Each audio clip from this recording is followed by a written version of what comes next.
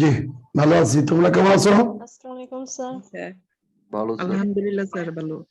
Good, thank you. ভালো থাকাই ভালো। পড়ালেখা করতেছো? স্যার হতাশ হয়ে এখন আর গেছি। এছাড়া উপায় কি? হতাশ কেন? হতাশা হলে, হতাশা একটা মানসিক রোগ। হতাশা হচ্ছে মানসিক রোগ। এটা যার যত বেশি সে জীবনে তত অসফল। যার সফলতা বেশি তার হতাশা কম। আর আল্লাহ সুবহানাহু ওয়া তাআলা বলেন, যে ব্যক্তি হতাশ তার ইমানও নষ্ট হয়ে যায়। ইমান ইমান ইমান নষ্ট হয়ে যায় হতাশ। কি বলে, যে অতিমাত্রা হতাশ ব্যক্তির ইমানও নষ্ট হয়ে যায়। ইমান হতে আল্লাহর প্রতি বিশ্বাস নষ্ট হয়ে যায়। সুতরাং হতাশ হওয়া যাবে না, যে কোনো পরিস্থিতিতে নিজেকে ফিট রাখতে হবে। শুনতে পাচ্ছ কথা তো না? জি স্যার, শুনতে পাচ্ছি।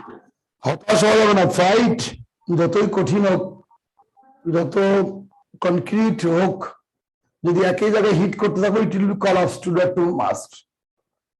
আমি 34 থেকে বলি না, 35 থেকে বলি না, 34 BCS থেকে একজন ছেলেমেয়েকে চিনি না যা পড়ালেখা করেছে কিন্তু চাকরি পায়নি।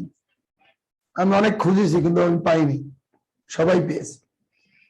মানে সবাই যে BCS করা হয়েছে তা নয়, প্রাইমারি স্কুলের টিচার হলেও হয়েছে, কিন্তু একজনকে আমি পাই নাই যে চাকরি পায়নি। সুতরাং তোমার হতাশ হওয়ার কোনো কারণ নেই। তোমার যদি প্রিপারেশন থাকে, প্রস্তুতি থাকে, তুমি চাকরি পাবেই পাবে, তো কোনো সন্দেহ নেই। এই যারা চিন্তা করো। আর ফ্রাস্ট্রেটেড ব্যক্তি জীবনে সফল হতে পারে না, মনে রাখবা। সবসময় মানে শূন্যের উপরে কাঠি ঘোরানো শিখতে হবে। ওই যে জুয়া খেলে দেখবা যে লাস্ট কার্ড, ট্রাম্প কার্ড। সাংঘাতিক আত্মবিশ্বাসী হতে হবে। সফলতার প্রথম সূত্র হচ্ছে আত্মবিশ্বাসী। Yes, I can do, I do, I must do. এই বিষয়গুলো মাথায় থাকতে হবে সবসময়। তোমার যদি হতাশ থাকো, পরীক্ষা খারাপ হয়ে যাবে। আর ভালো মেজাজে থাকলে পরীক্ষা এমনি অটো ভালো হয়ে যায়। রিটেন পরীক্ষায় কেউ ফেল করে না, খুব কম। যারা পড়ালেখা করে কেউ ফেল করে না।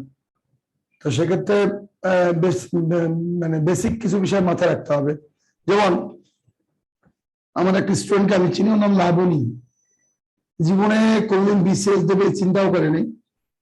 সেই মেয়েটা 35 BCS এ কোথা থেকে যেন শুনে আমার কাছে আসলো। মতিঝিল থেকে ফার্মগেটে এসে আমার কাছে পড়তো। তো অনেক মোটা ছিল, অনেক ফ্যাট, হাঁটতে পারতো না, ধুম ধুম ধুম ধুম করে হাঁটতো। কিন্তু মনটা এত হাসি খুশি থাকতো, মানে ওকে যদি সারাদিন কেউ লাগানোর চেষ্টা করতো, সে আরো হা হা হা করে হেসে উড়াইত। মানে ওকে কোনো কিছু লাগে না গায়ে। কেউ যদি গালাগালি করে তো ও হাসে, কেউ কিছু বললেও হাসে। তো 35-এ ওদের পিলিপিলি টিকবে আমি কল্পনা করতে পারিনি। সে পিলিতে টিকে গেল। টেকার পর আমাকে বলছে, আমি তো রিটার্ন দেবো। তো রিটার্ন দিবা, ভালো দাও। সেই সময় আমাদের সাথে ওকে যারা যারা পড়াইতো, অন্য সাবজেক্ট গুলো যারা পড়াইতো, দেখা যায় এরাই শেষ পর্যন্ত ভালো করে নেই। সে কিন্তু এবার রিটেনও ভালো করে গেল, পাস করে গেল। আমি তো অবাক। সে অঙ্ক পারে না, সে ইংরেজি পারে না, কিছুই পারে না। এই সিদ্ধেশ্বরী গার্লস কলেজ থেকে পড়ালেখা করছে। তো রিনাউন কোনো প্রতিষ্ঠানের স্টুডেন্ট না। সে এরপরে ওর বাবা পুলিশ ছিল, রাজারবাগ পুলিশ লাইন কোয়ার্টারে থাকতো। এরপরে সে আরো ভাইবা দিল। ভাইবার দিন আগের দিন আমাকে বলছে, স্যার কিছু টিপস দেন। কথাবার্তা হলো, সে ভাইবা দিয়ে আসলো। ক্যাডারে আসে নাই, non cadre first class job করতেছে এখন, নন ক্যাডার ফার্স্ট ক্লাস। তো যার স্বপ্নই ছিল ছোটখাটো একটা চাকরি হলেই জীবন পার হয়ে যাবে, সেই মেয়েটাকে আমি দেখলাম খুব ভালো করেছে। শুধুমাত্র মনের মধ্যে প্রশান্তি এবং হাসি খুশি ভাব থাকার কারণে। যদি হতাশ হও তো তুমি অসফল হবে। সফলতার মূল মন্ত্র হচ্ছে ফ্রাস্ট্রেশন থেকে দূরে থাকতে হবে। শোনা যাচ্ছে কি আমার কথা? জি স্যার। Okay, thank you. হাসতে হবে সবসময়। হাসি না আসলে কাতুকুতু দিয়ে হাসবা, নিজে নিজে নিজে নিজে কাতুকুতু দিয়ে হাসতে হবে, কিন্তু হাসতেই হবে, না এসেও উপায় নেই। দেখ আমরা ইলেকট্রনিক্স এর সেদিন অল্প একটু পড়েছিলাম। সেক্ষেত্রে electrical component, electrical circuit, power plant এগুলো পড়েছিলাম। আজকে বাকিগুলো একটু আলোচনা করে শেষ করবো, আর আগামী কালকে বোধহয় তোমাদের আইসিটি ক্লাস নেবো। সেক্ষেত্রে প্রবলেম গুলো সলভ করার চেষ্টা করবো আর কি।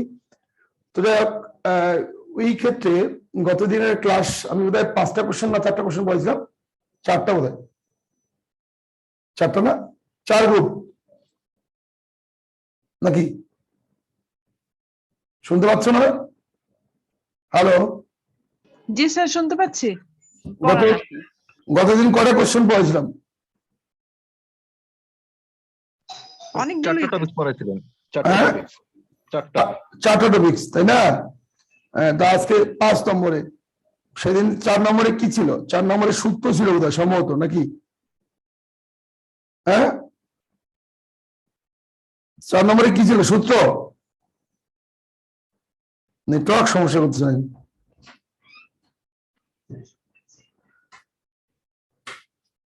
4 নম্বরে কি ছিল সূত্রগুলো? দাঁড়ান স্যার, খাতা দেখে বলতেছি। কি রে, লাইভ আসতেছে না কেন আমার এখানে?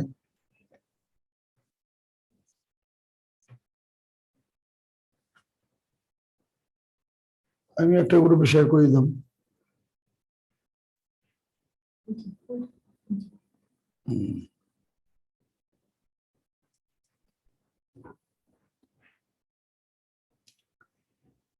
শুনতে পাচ্ছ কি? Network slow. স্যার আগের দিন হচ্ছে বিদ্যুৎ উৎপাদন কেন্দ্র সমূহ, তারপরে সূত্রাবলী, আর হচ্ছে যে স্যার ওই যে তড়িৎ বর্তনী যে বিষয়গুলো এগুলো পড়াইছিলেন স্যার, সিরিজ প্যারালাল। মানে লাস্ট বাতি পর্যন্ত পড়াইছিলেন, সাধারণ লাইট, টিউব লাইট। হ্যাঁ, টিউব লাইট পর্যন্ত। কম্পোনেন্ট গুলো, ইলেকট্রিক্যাল কম্পোনেন্ট গুলো। আচ্ছা, প্রোগ্রামটা কিন্তু লাইভেও যাচ্ছে, সুতরাং অপ্রাসঙ্গিক কথা বলবো না, মনে করবে না ঘরোয়া আড্ডা। এই তোমাদের এই ক্লাসটা কিন্তু লাইভেও যাচ্ছে, সুতরাং ফেসবুক লাইভেও যাচ্ছে, এটা তোমাদের রেকর্ড থাকতেছে, আবার ফেসবুক লাইভেও যাচ্ছে। সুতরাং কথাবার্তা বলার সময় ওইটা মাথায় রেখো এই আর কি। তো যাই হোক, ইলেকট্রনিক্স এর মধ্যে আরো কিছু বিষয় আমরা পড়বো। সেটা হচ্ছে তোমাদের একটা জিনিস জানা দরকার, মানে তড়িৎ মোটর আর জেনারেটরের পার্থক্যটা একটু জানা দরকার। তো তার আগে আমি একটু বলি, কি বলে, ওই যে আজকের টপিক হচ্ছে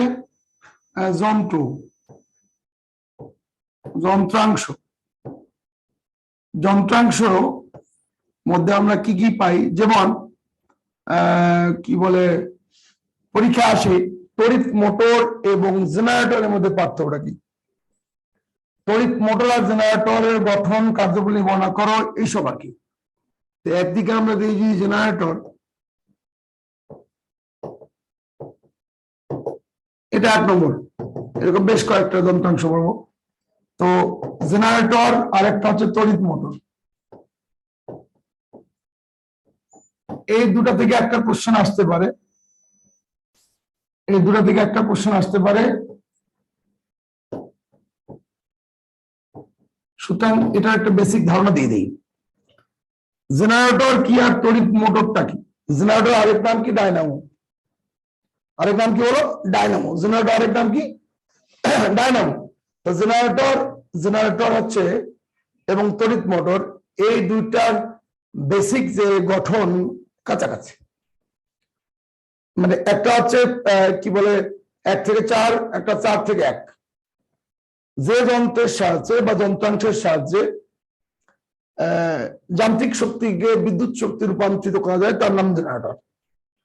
যে যন্ত্রের সাহায্যে যান্ত্রিক শক্তিকে বিদ্যুৎ শক্তি রূপান্তরিত করা তার নাম কি? জেনারেটর। আর যে যন্ত্রের সাহায্যে বিদ্যুৎ শক্তিকে যান্ত্রিক শক্তি রূপান্তরিত করে তার নাম কি? তড়িৎ মোটর। তাহলে বিদ্যুৎকে যান্ত্রিক নাম তড়িৎ মোটর, আর যান্ত্রিককে বিদ্যুৎ তার নাম কি? জেনারেটর। এটার বেসিক পার্থক্যটা কি? একটা যান্ত্রিক শক্তি কি বিদ্যুৎ শক্তি, যান্ত্রিক শক্তি কি বিদ্যুৎ শক্তি, আর এটা হচ্ছে উল্টা, এটা হচ্ছে বিদ্যুৎ শক্তি কি যান্ত্রিক শক্তি। বিদ্যুৎ শক্তিকে যান্ত্রিক শক্তি। এখন এটা গঠন যদি আমরা চিন্তা করি, জেনারেটর দুই প্রকার আছে, এসি জেনারেটর, ডিসি জেনারেটর। তড়িৎ মোটর এরকম এসি মোটর, ডিসি মোটর। তা আমি দুটা মিলিয়ে একটা অ্যাভারেজ কনসেপ্ট দেওয়ার চেষ্টা করতেছি। তো এই জেনারেটরের গঠনের যে মূল যন্ত্রাংশ সমূহ চারটা বিষয় লাগবে, মূল উপাদান চারটি। ক্ষেত্র চুম্বক, মনে রাখতে হবে ক্ষেত্র চুম্বক, কি বলছি, ক্ষেত্র চুম্বক। একজন বলছে জুমে অ্যাড হতে পারছে না, এটা কে? আমাদের স্টুডেন্টকে দেখো। ক্ষেত্র চুম্বক, তারপরে কি আর্মেচার, কমিউটেটর, ব্রাশ, চারটা। সেটা কি বলে, জেনারেটরের ক্ষেত্র, তড়িৎ মোটরের ক্ষেত্র। ক্ষেত্র চুম্বক ইউ আকৃতির। তারপরে বলেছে আর্মেচার মানে কুণ্ডলী, তারের কুণ্ডলী, কয়েল বলি, যে পেঁচিয়ে কয়েল, কুণ্ডলী। তাহলে ক্ষেত্র চুম্বক, তারপরে কি বলেছি, আর্মেচারের পরে কমিউটেটর, তারপরে ব্রাশ। তাহলে জেনারেটরে কি হবে, এই যান্ত্রিক শক্তির সাহায্যে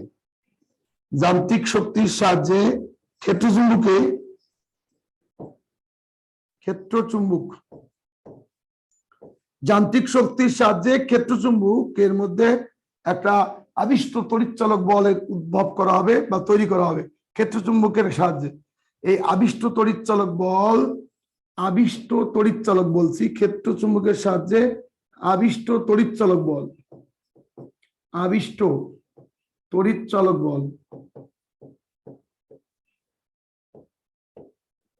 এই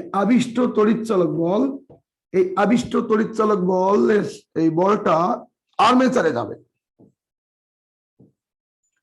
আর্মেচার মানে কি বলছি, কুণ্ডলী, তার পেঁচায় কয়েল বানাই, এই আর্মেচারে যাবে। এই আর্মেচারে গিয়ে এখান থেকে উৎপন্ন হবে আবিষ্ট তড়িৎচালক শক্তি।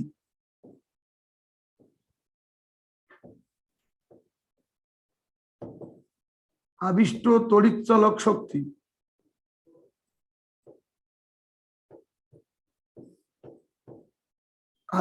তড়িৎচালক শক্তি এইটা এখান থেকে যাবে কমিউটেটরে।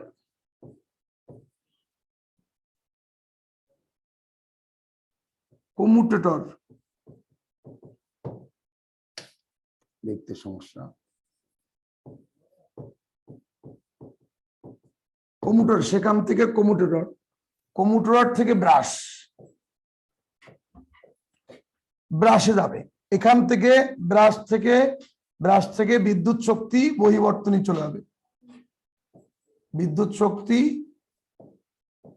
কোথায় চলে যাবে, বহিবর্তনী।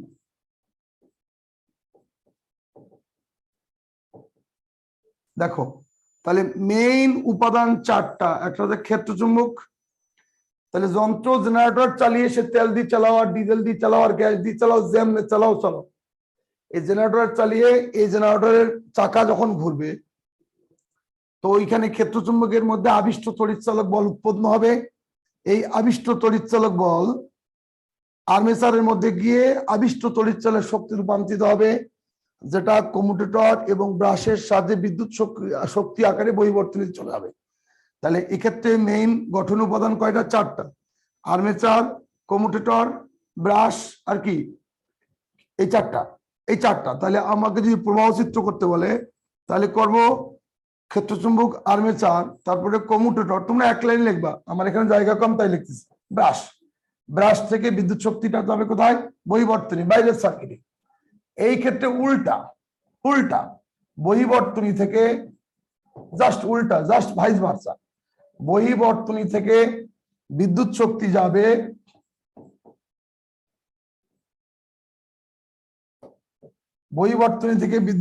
যাবে কোথায়, ব্রাশ।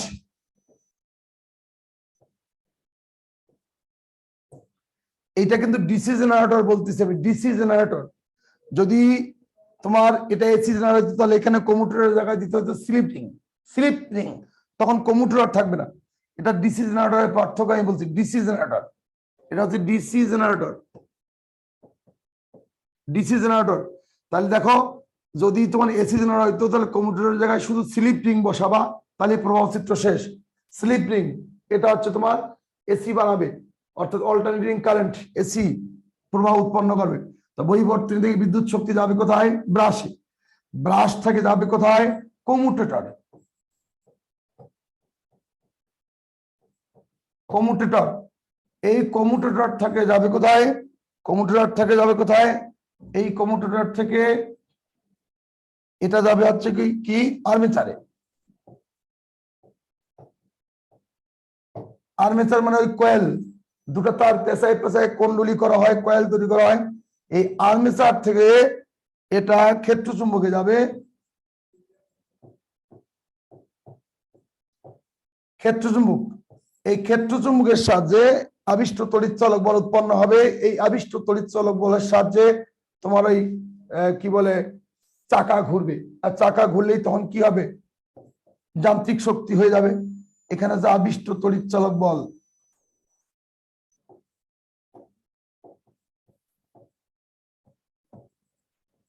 এখান থেকে যান্ত্রিক শক্তি পেয়ে যাবা। দেখো দুটাই ডিসি। দেখো ভাই বলছি যান্ত্রিক শক্তি কি বিদ্যুৎ শক্তি, তার নাম জেনারেটর। যান্ত্রিক শক্তি কোন শক্তি হবে? জেনারেটর। জেনারেটর যান্ত্রিক শক্তি, বিদ্যুৎ শক্তি কি? জেনারেটর। বিদ্যুৎ শক্তি যান্ত্রিক শক্তি তড়িৎ মোটর।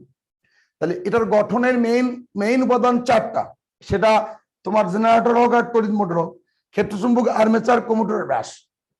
ক্ষেত্র চুম্বক কি? চুম্বক, ইউ আকৃতির চুম্বক। এইটার উত্তর মেরু দক্ষিণ মেরুকে কাজে লাগিয়ে এর মধ্যে একটা আবিষ্ট তড়িৎ চালক বল উৎপন্ন করা হবে। এই আবিষ্ট তড়িৎ চালক বল, আর্মেচার মানে তারের কুণ্ডলী, তারের সলিনয়েড, তারের কুণ্ডলী পেশায় পেশায়, এই তারের কুণ্ডলীর মধ্যে গিয়ে আবিষ্ট তড়িৎ চালক শক্তি উৎপন্ন হবে। এই শক্তিটা কমুটেটর এবং ব্রাশের মাধ্যমে বিদ্যুৎ শক্তি রূপান্তরিত হয়ে বহিবর্তনীতে চলে যাবে। উল্টা গল্প, বহিবর্তনী থেকে বিদ্যুৎ শক্তি যাবে কোথায়? ব্রাশ। ব্রাশ থেকে যাবে কোথায়? কমুটেটর। কমুটেটর থেকে আর্মেচারের মধ্যে একটা ঘূর্ণন বলের সৃষ্টি করবে।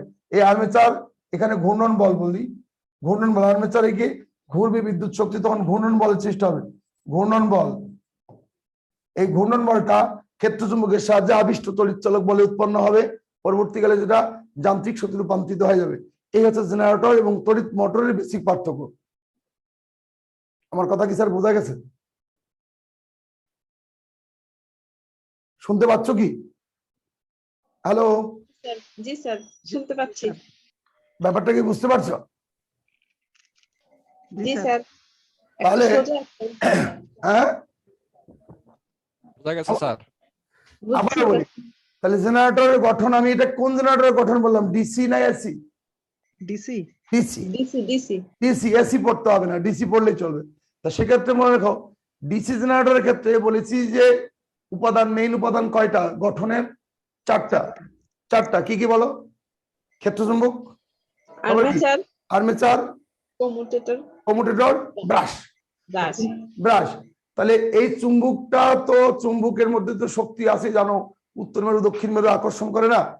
এই উত্তর মেরু দক্ষিণ মেরু আকর্ষণ করবে। তো ওই চুম্বকটার মধ্যে এই ক্ষেত্র চুম্বক কাজে লাগিয়ে একটা আবিষ্ট তড়িৎ চালক বল উৎপন্ন করা হবে।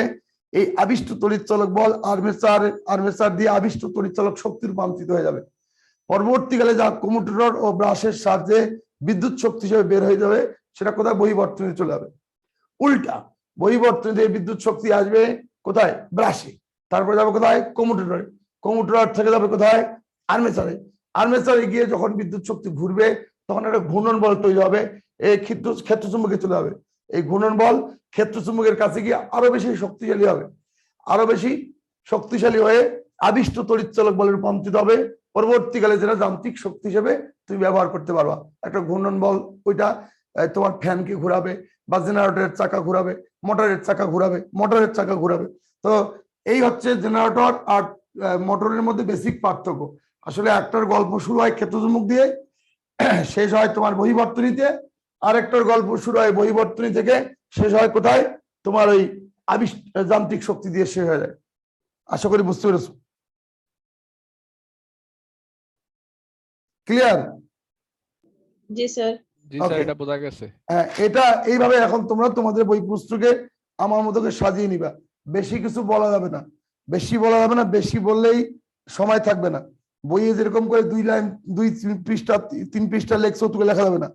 কার্যপ্রণালী কি হবে, যেমন তড়িৎ মোটরের কার্যপ্রণালীটা যদি বলি, চিত্র দেখে বলতে পারো। তড়িৎ মোটর বলবা কি, বহির্বর্তনী থেকে চিত্র দেখে বলবো, বহির্বর্তনী বিদ্যুৎ শক্তি কোথায় যাবে, ব্রাশ ও কমুটেটরের মাধ্যমে আর্মেচারে যাবে। দেখো সহজ একবারে, বহির্বর্তনী থেকে বিদ্যুৎ শক্তি ব্রাশ ও কমুটেটরের সাহায্যে কোথায় যাবে, আর্মেচার। এই আর্মেচারে যাওয়ার আগ পর্যন্ত কোনো কাম নেই, কোনো কাম নেই। এই ব্রাশ আর কমুটেটরের সাহায্যে আর্মেচারে যাবে। আর্মেচারে যে ওই যে আর্মেচারের তার 2টা তার থাকে, তো 2টা তারে 2টা কমুটেটর লাগানো আছে, তো 2টা তার পেঁচায় পেঁচায় কুণ্ডলী বানায়, যেটা এটাকে বলে আর্মেচার। তো এই আর্মেচারের 2টা কমুটেটর থাকে, তাহলে বিদ্যুৎ শক্তি কোথায় চলে যাবে, বিদ্যুৎ শক্তি চলে যাবে কোথায়, বিদ্যুৎ শক্তি চলে যাবে তোমার ব্রাশ আর কমুটেটর দিয়ে আর্মেচারে চলে যাবে। এই আর্মেচারে গিয়ে একটা ঘূর্ণন বল সৃষ্টি হবে, কারণ ঘুরবে যখন বিদ্যুৎ শক্তি তারের মধ্যে দিয়ে, যত বেশি পেঁয়াজ তত বেশি ঘূর্ণন বল হবে। এই ঘূর্ণন বলটা ক্ষেত্র চুম্বকের সাহায্যে আবিষ্ট তড়িৎচালক বলে রূপান্তরিত হবে। পরবর্তীকালে সেটা যান্ত্রিক শক্তি রূপে তুমি পাবা এবং যন্ত্র তোমার চলবে, যন্ত্র ঘুরবে। এই কথাটাই তুমি চিত্র যেরকম বলছো এরকম করে বলবা, একটু শুদ্ধ করে বললে, বইয়ের ভাষায় বললে এরকম, বহির্বর্তনী থেকে বিদ্যুৎ শক্তি ব্রাশ ও কমুটেটরের সাহায্যে আর্মেচারে যায়, আর্মেচারে যায়। তড়িৎ চুম্বক ক্রিয়ার মাধ্যমে আর্মেচার ও স্থায়ী বা তড়িৎ চুম্বকের মধ্যে উৎপন্ন দ্বন্দ্বের উদ্ভব হয়, যার দরুন কুণ্ডলিতে ঘূর্ণন উৎপন্ন। এত কঠিন ভাষার দরকার নেই, সহজ কথা আমার মতো করে বলে দিবা ব্যাস। তো এইভাবে এটার ক্ষেত্রে ওইরকম করে বলবে যে ক্ষেত্র চুম্বকের ভেতরে আর্মেচার বসানো থাকে। জেনারেটরের ক্ষেত্রে ক্ষেত্র চুম্বকের ভেতরে কার্যপ্রণালী আর কি, ক্ষেত্র চুম্বকের ক্ষেত্রে ভেতরে আর্মেচার বসানো থাকে। আর্মেচারের দুটি তারের 2 প্রান্তে কমুটেটর লাগানো থাকে, কমুটেটরের প্রান্তে ব্রাশ থাকে গঠন। এবার ক্ষেত্র চুম্বকের সাহায্যে এক প্রকার আবিষ্ট তড়িৎচালক বলে উৎপন্ন করা হয়। হ্যাঁ, এই আবিষ্ট তড়িৎচালক বল আর্মেচারের মধ্যে দিয়ে আবিষ্ট তড়িৎচালক শক্তি রূপান্তরিত হয়, যা কমুটেটর ও ব্রাশের মাধ্যমে বিদ্যুৎ শক্তি হিসেবে বহির্বর্তনীতে চলে যায়। ইন ব্রিফ সবে বলছি, কিছুই বলি নেই। মানে সাপও মারবো লাঠিও ভাঙবো না, মার কাছে আমার আড়াই, তো এর বেশি কিছু বলার সুযোগও নেই। এই হচ্ছে কথা। যদি পার্থক্য আকারে আসে তাহলে 3টা পার্থক্য দিবা, বড় জোর 4টা পার্থক্য দিতে পারো, 3টা করে দিবা, বেশি দেওয়ার সুযোগ নেই। কারণ আমার কি মার্ক কম, বেশি লেখার মতন সময় আমি পাবো না। গেল এটা, লেখছি। স্যার আচ্ছা আমরা তাহলে অন্য প্রশ্ন, বলো স্যার। মাইক্রোফোনটা কিভাবে শব্দ শক্তি বিদ্যুৎ শক্তিতে হয় এটা কি স্যার একটু বুঝাবেন? Microphone hello hello hello hello microphone testing. Microphone 2 প্রকার, একটা প্রেসার বেস, একটা হচ্ছে velocity base. Pressure base, pressure, এই যে মাইক্রোফোনের সাথে কথা বলতেছি, এই বাতাসের চাপের সাহায্যে, এই ক্ষেত্রে এই বাতাসের চাপের সাহায্যে, বাতাসের চাপকে কাজে লাগিয়ে বা বাতাসের চাপের সাহায্যে এইখানে শব্দ শক্তিটাকে মাইক্রোফোন বিদ্যুৎ শক্তি রূপান্তরিত করে ফেলে। আর একটা হচ্ছে ভেলোসিটি বেস, মানে এবার বাতাসের বেগের উপর বেগকে কাজে লাগিয়ে শব্দ শক্তিকে বিদ্যুৎ শক্তি রূপান্তরিত করে ফেলে মাইক্রোফোন। তাহলে মাইক্রোফোন বলছি 2 প্রকার, একটা আছে তোমার প্রেসার বেস মাইক্রোফোন, একটা হচ্ছে ভেলোসিটি বেস মাইক্রোফোন। তো প্রেসার বেস যেটা, সেটা বাতাসের চাপের সাহায্যে, আর একটা বলছি বাতাসের গতিবেগের সাহায্য কাজে লাগিয়ে বা বাতাসের গতিবেগকে কাজে লাগিয়ে শব্দ শক্তিকে বিদ্যুৎ শক্তি রূপান্তরিত করে ফেলে। আর প্রেসার বেস হচ্ছে বাতাসের চাপকে কাজে লাগিয়ে বিদ্যুৎ শক্তি শব্দ শক্তি রূপান্তরিত করে ফেলে। এই ঠিক আছে, বাস তাহলে এটা আমাদের এটার গল্প শেষ। আমরা এবার যাই সেই, ঠিক আছে তো নাকি, বুঝতে পারছো? নেক্সট প্রসঙ্গে যাবো নাকি? জি স্যার। নেক্সট প্রসঙ্গে একটা কোশ্চেন খুব আসে। আজকে আমি তোমাদের 5 নম্বর টপিকে আলোচনা করছি যন্ত্রাংশ সমূহ। এটা প্রচুর আসে, 1 বছর পর পর দেখতে পাবা বিভিন্ন পরীক্ষায়। রাডার, বিভিন্ন অ্যাঙ্গেলে কোশ্চেনটা আসে। রাডার শব্দের পূর্ণরূপ হচ্ছে radio detection and ranging. Radio detection and ranging. Radio detection and ranging, radar শব্দের পূর্ণরূপ radio detection and ranging. Radio detection and ranging. তো রাডারটা কি? রাডার হচ্ছে একটা ইলেকট্রনিক যন্ত্র যার সাহায্যে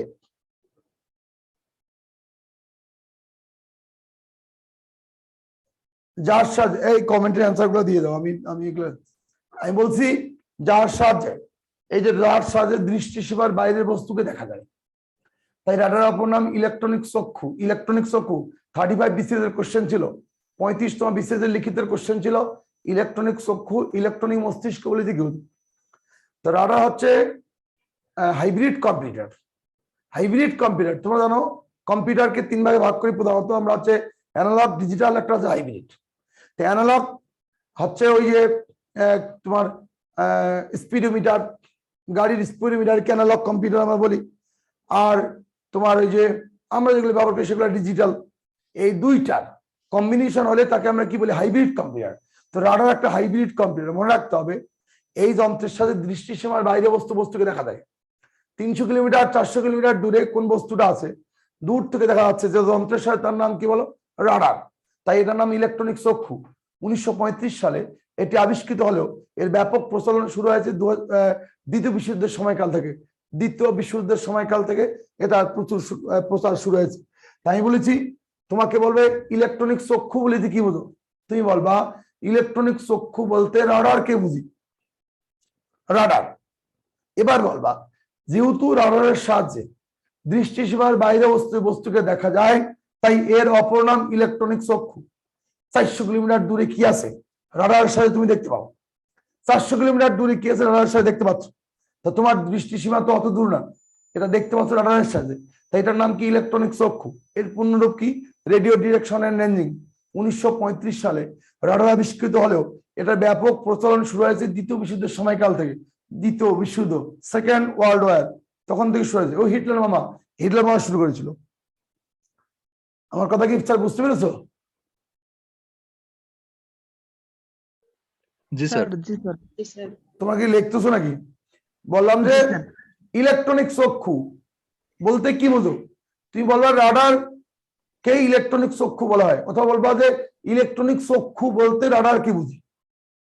কেননা এর সাহায্যে দৃষ্টিসীমার বাইরে বস্তুকে দেখা যায়। এর পূর্ণরূপ radio detection and ranging. Radio detection and ranging 1935 সালে এটি আবিষ্কৃত হলেও এটার ব্যাপক প্রচলন শুরু হয়েছে দ্বিতীয় বিশ্বযুদ্ধের সময়কাল থেকে। শেষ। রাডার কি বা ইলেকট্রনিক চক্ষু কি? অ্যান্সার ফটাফটি, একটু বিশেষ। এখন যদি তোমাকে বলে রাডারের ক্রিয়া কৌশল, রাডার কিভাবে কাজ করে, তো রাডারের মেকানিজম বা ক্রিয়া কৌশল, রাডারের ক্রিয়া কৌশল যদি বলে ক্রিয়া কৌশল, তো মনে রাখতে হবে রাডারকে বলছি আমি কি? Hybrid computer. বলো তো কি বলেছি? রাডার মূলত কি? Hybrid computer. তার মানে এখানে তোমার অ্যানালগ আছে, ডিজিটাল আছে, সূচক আছে, এখানে সূচক সম্মিলিত কাটা আছে, এখানে মনিটর আছে। এটা একটা হাইব্রিড কম্পিউটার। তোমাকে যদি হাইব্রিড কম্পিউটার উদাহরণ বলে, ওই যে আইসিডিতে যে পরীক্ষা আছে না, হাইব্রিড কম্পিউটার উদাহরণ লিখতে হবে। কি কি? Radar, CT scan machine, MRI machine, এগুলো হচ্ছে হাইব্রিড কম্পিউটার। মানে অ্যানালগ প্লাস ডিজিটাল কম্বিনেশন, তাকে বলা হয় কি? Hybrid computer. তো রাডার একটা হাইব্রিড কম্পিউটার। এখানে প্রেরক যন্ত্র আছে, এখানে কি যন্ত্র আছে? প্রেরক যন্ত্র আছে, এখানে গ্রাহক যন্ত্র আছে, এখানে সূচক সম্বলিত মনিটর আছে, এটা ট কিন্তু সূচক সম্বলিত মনিটর। তাহলে ক্রিয়া কৌশল আগে গঠনটা বলি। বলবো রাডারের মধ্যে প্রেরক যন্ত্র আছে, রাডারের মধ্যে গ্রাহক যন্ত্র আছে, রাডারের মধ্যে সূচক সম্বলিত মনিটর আছে। সূচক মানে কাটা। রাডারের গঠন বলবা কি? রাডারের গঠনে একটি প্রেরক যন্ত্র আছে, গ্রাহক যন্ত্র আছে, সূচক সম্মিলিত মনিটর আছে। রাডারের প্রয়োগ যন্ত্রতে মাইক্রোওয়েভ উৎপন্ন করে রাডারের প্রয়োগ যন্ত্রতে মাইক্রোওয়েভ উৎপন্ন করে সামনের দিকে প্রেরণ করা হয়। রাডারের প্রয়োগ যন্ত্রতে মাইক্রোওয়েভ উৎপন্ন করে সামনের দিকে প্রেরণ করা হয়। সামনের দিকে প্রেরণ করা হয় মাইক্রোওয়েভ। কি বলেছি বলো? মাইক্রোওয়েভ। বাংলায় বললে অতি ক্ষুদ্র বেতার তরঙ্গ। রাডারের প্রয়োগ যন্ত্রতে মাইক্রোওয়েভ উৎপন্ন করে সামনের দিকে প্রেরণ করা হয়। দূরবর্তী বস্তুর গায়ে বাধা পেয়ে শব্দের প্রতিধ্বনি নীতি অনুসারে ফিরে আসে। কার কাছে? রাডারের কাছে। মানে যেখান থেকে তৈরি হইলো সেখানে ফিরে আসে। এই ফিরে আসার তরঙ্গটাকে গ্রহণ করে কে? গ্রাহক যন্ত্র। ক্যাশ গেল, ফিরে আসলো। যাওয়া আসার মাঝখানে কিছুটা সিস্টেম লস তো হবেই, স্বাভাবিক। এই মাইক্রোওয়েভ তো কিছুটা ক্ষতিগ্রস্ত হবে। ও এখানে আরেকটা জিনিস বলা হয়নি, সূচক সম্মিলিত মনিটর আবার এমপ্লিফায়ার আছে। এমপ্লিফায়ার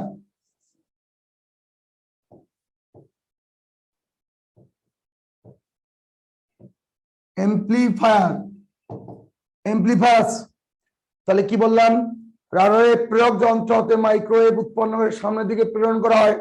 দূরবর্তী বস্তুর গায়ে বাধা পেয়ে শব্দের প্রতিধ্বনি নীতি অনুসারে রাডারের কাছে ফিরে আসে। এই ফিরে আসার তরঙ্গটাকে গ্রাহক যন্ত্র গ্রহণ করে এমপ্লিফায়ারের সাহায্যে বিবর্ধিত করে। ওই যে সিস্টেম লস হয়েছে, রাস্তায় কিছুটা সিস্টেম লস হয়েছে, এই সিস্টেম লসটা যে হইলো, এই সিস্টেম লসটাকে এমপ্লিফায়ারের সাহায্যে এটাকে বিবর্ধিত করা হলো।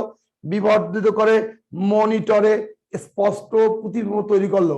ফলে ওই 300 মাইল দূরে বা 300 কিলোমিটার দূরে দূরবর্তী বস্তুর একটা স্পষ্ট ছবি দেখতে পাইলাম যে 300 মাইল দূরে সমুদ্রের গভীরে দেখা যাচ্ছে যে নিম্নচাপ সৃষ্টি হয়েছে, অথবা ওইখানে শত্রুপক্ষের জাহাজ আসছে, অথবা ওইখানে তোমার হিমশৈল আছে, অথবা ওইখানে বরফের পাহাড় আছে, এসব বোঝা যাচ্ছে। অথবা সামনে পানির নিচ দিয়ে দেখতেছে কোনো ক্ষতিকর কোনো কিছু আছে, সাবমেরিন আছে, এরকমও জানতে পারি। দেখো ভাই, তাহলে বললাম রাডারের প্রয়োগ যন্ত্র, আরেকবার বললাম ক্রিয়া কৌশল, মেকানিজম, একসাথে গঠনও বলছি। গঠন আরেকবার বলি, রাডারের গঠনে কি বলে? প্রয়োগ যন্ত্র আছে, গ্রাহক যন্ত্র। একসাথে বলো, প্রয়োগ যন্ত্র কমা গ্রাহক যন্ত্র কমা সূচক সমৃদ্ধ মনিটর ও এমপ্লিফায়ার আছে। আবার রাডার রে প্রয়োগ যন্ত্র, গ্রাহক যন্ত্র, সূচক সমৃদ্ধ মনিটর এবং এমপ্লিফায়ার আছে। রাডারের প্রয়োগ যন্ত্রতে মাইক্রোওয়েভ উৎপন্ন করে সামনের দিকে প্রেরণ করা হয়। দূরবর্তী বস্তুর গায়ে বাধা পেয়ে শব্দের প্রতিধ্বনি নীতি অনুসারে রাডারের কাছে ফিরে আসে। এই ফিরে আসার তরঙ্গটাকে গ্রাহক যন্ত্র গ্রহণ করে এমপ্লিফায়ারের সাহায্যে বড় করে মনিটরে বিবর্ধিত প্রতিবিম্ব তৈরি করে। ফলে দূরবর্তী বস্তু সম্পর্কে স্পষ্ট ধারণা পেয়ে গেলাম যে নিম্নচাপ সৃষ্টি হয়েছে। এই নিম্নচাপ যদি আমার চট্টগ্রাম উপকূলবর্তী এলাকায় বা বরিশাল উপকূলবর্তী এলাকায় বা কক্সবাজার উপকূলবর্তী এলাকায় আঘাত করে, এটা আঘাত করতে গেলে সে যদি 300 কিলোমিটার স্পিডও আসে, অন্তপক্ষে 3 দিন লাগবে আসতে। তখন আমরা স্থানীয় মানুষজনকে সতর্ক করে দিলাম, আবহাওয়া দপ্তর সতর্ক করে দিল যে আসতেছে আইলা, খাইলা, নার্গিস, ক্যাটরিনা, ঐশ্বরিয়া, সিডর, বুঝলেন, আসতেছে। জনগণ সতর্ক হয়ে গেল। অনেক সময় যে ভুল হয় না তাও না, ঝড়ের নাম সাধারণত দেখবে মেয়েদের নাম দিয়ে হয়, তাই না? নার্গিস, রেশমা, সিডোর, চোখ, কার চোখ? সিডর তো ছেলেদের নাম। সিডর হচ্ছে চোখ। সিডর সিঙ্গলি শব্দের অর্থ হচ্ছে চোখ। কার চোখ? মেয়েদের চোখ। মাহমুদার চোখ নাকি? ওই চোখে তাকিও না, ওই চোখে তাকিও না, আমি উন্মাদ হয়ে যাব। সৌন্দর্যের প্রতীক। ইয়া বলছে, কি বলে, জেমস বলছে, ওই চোখে তাকিও না, উন্মাদ হয়ে যাবো, তাই না?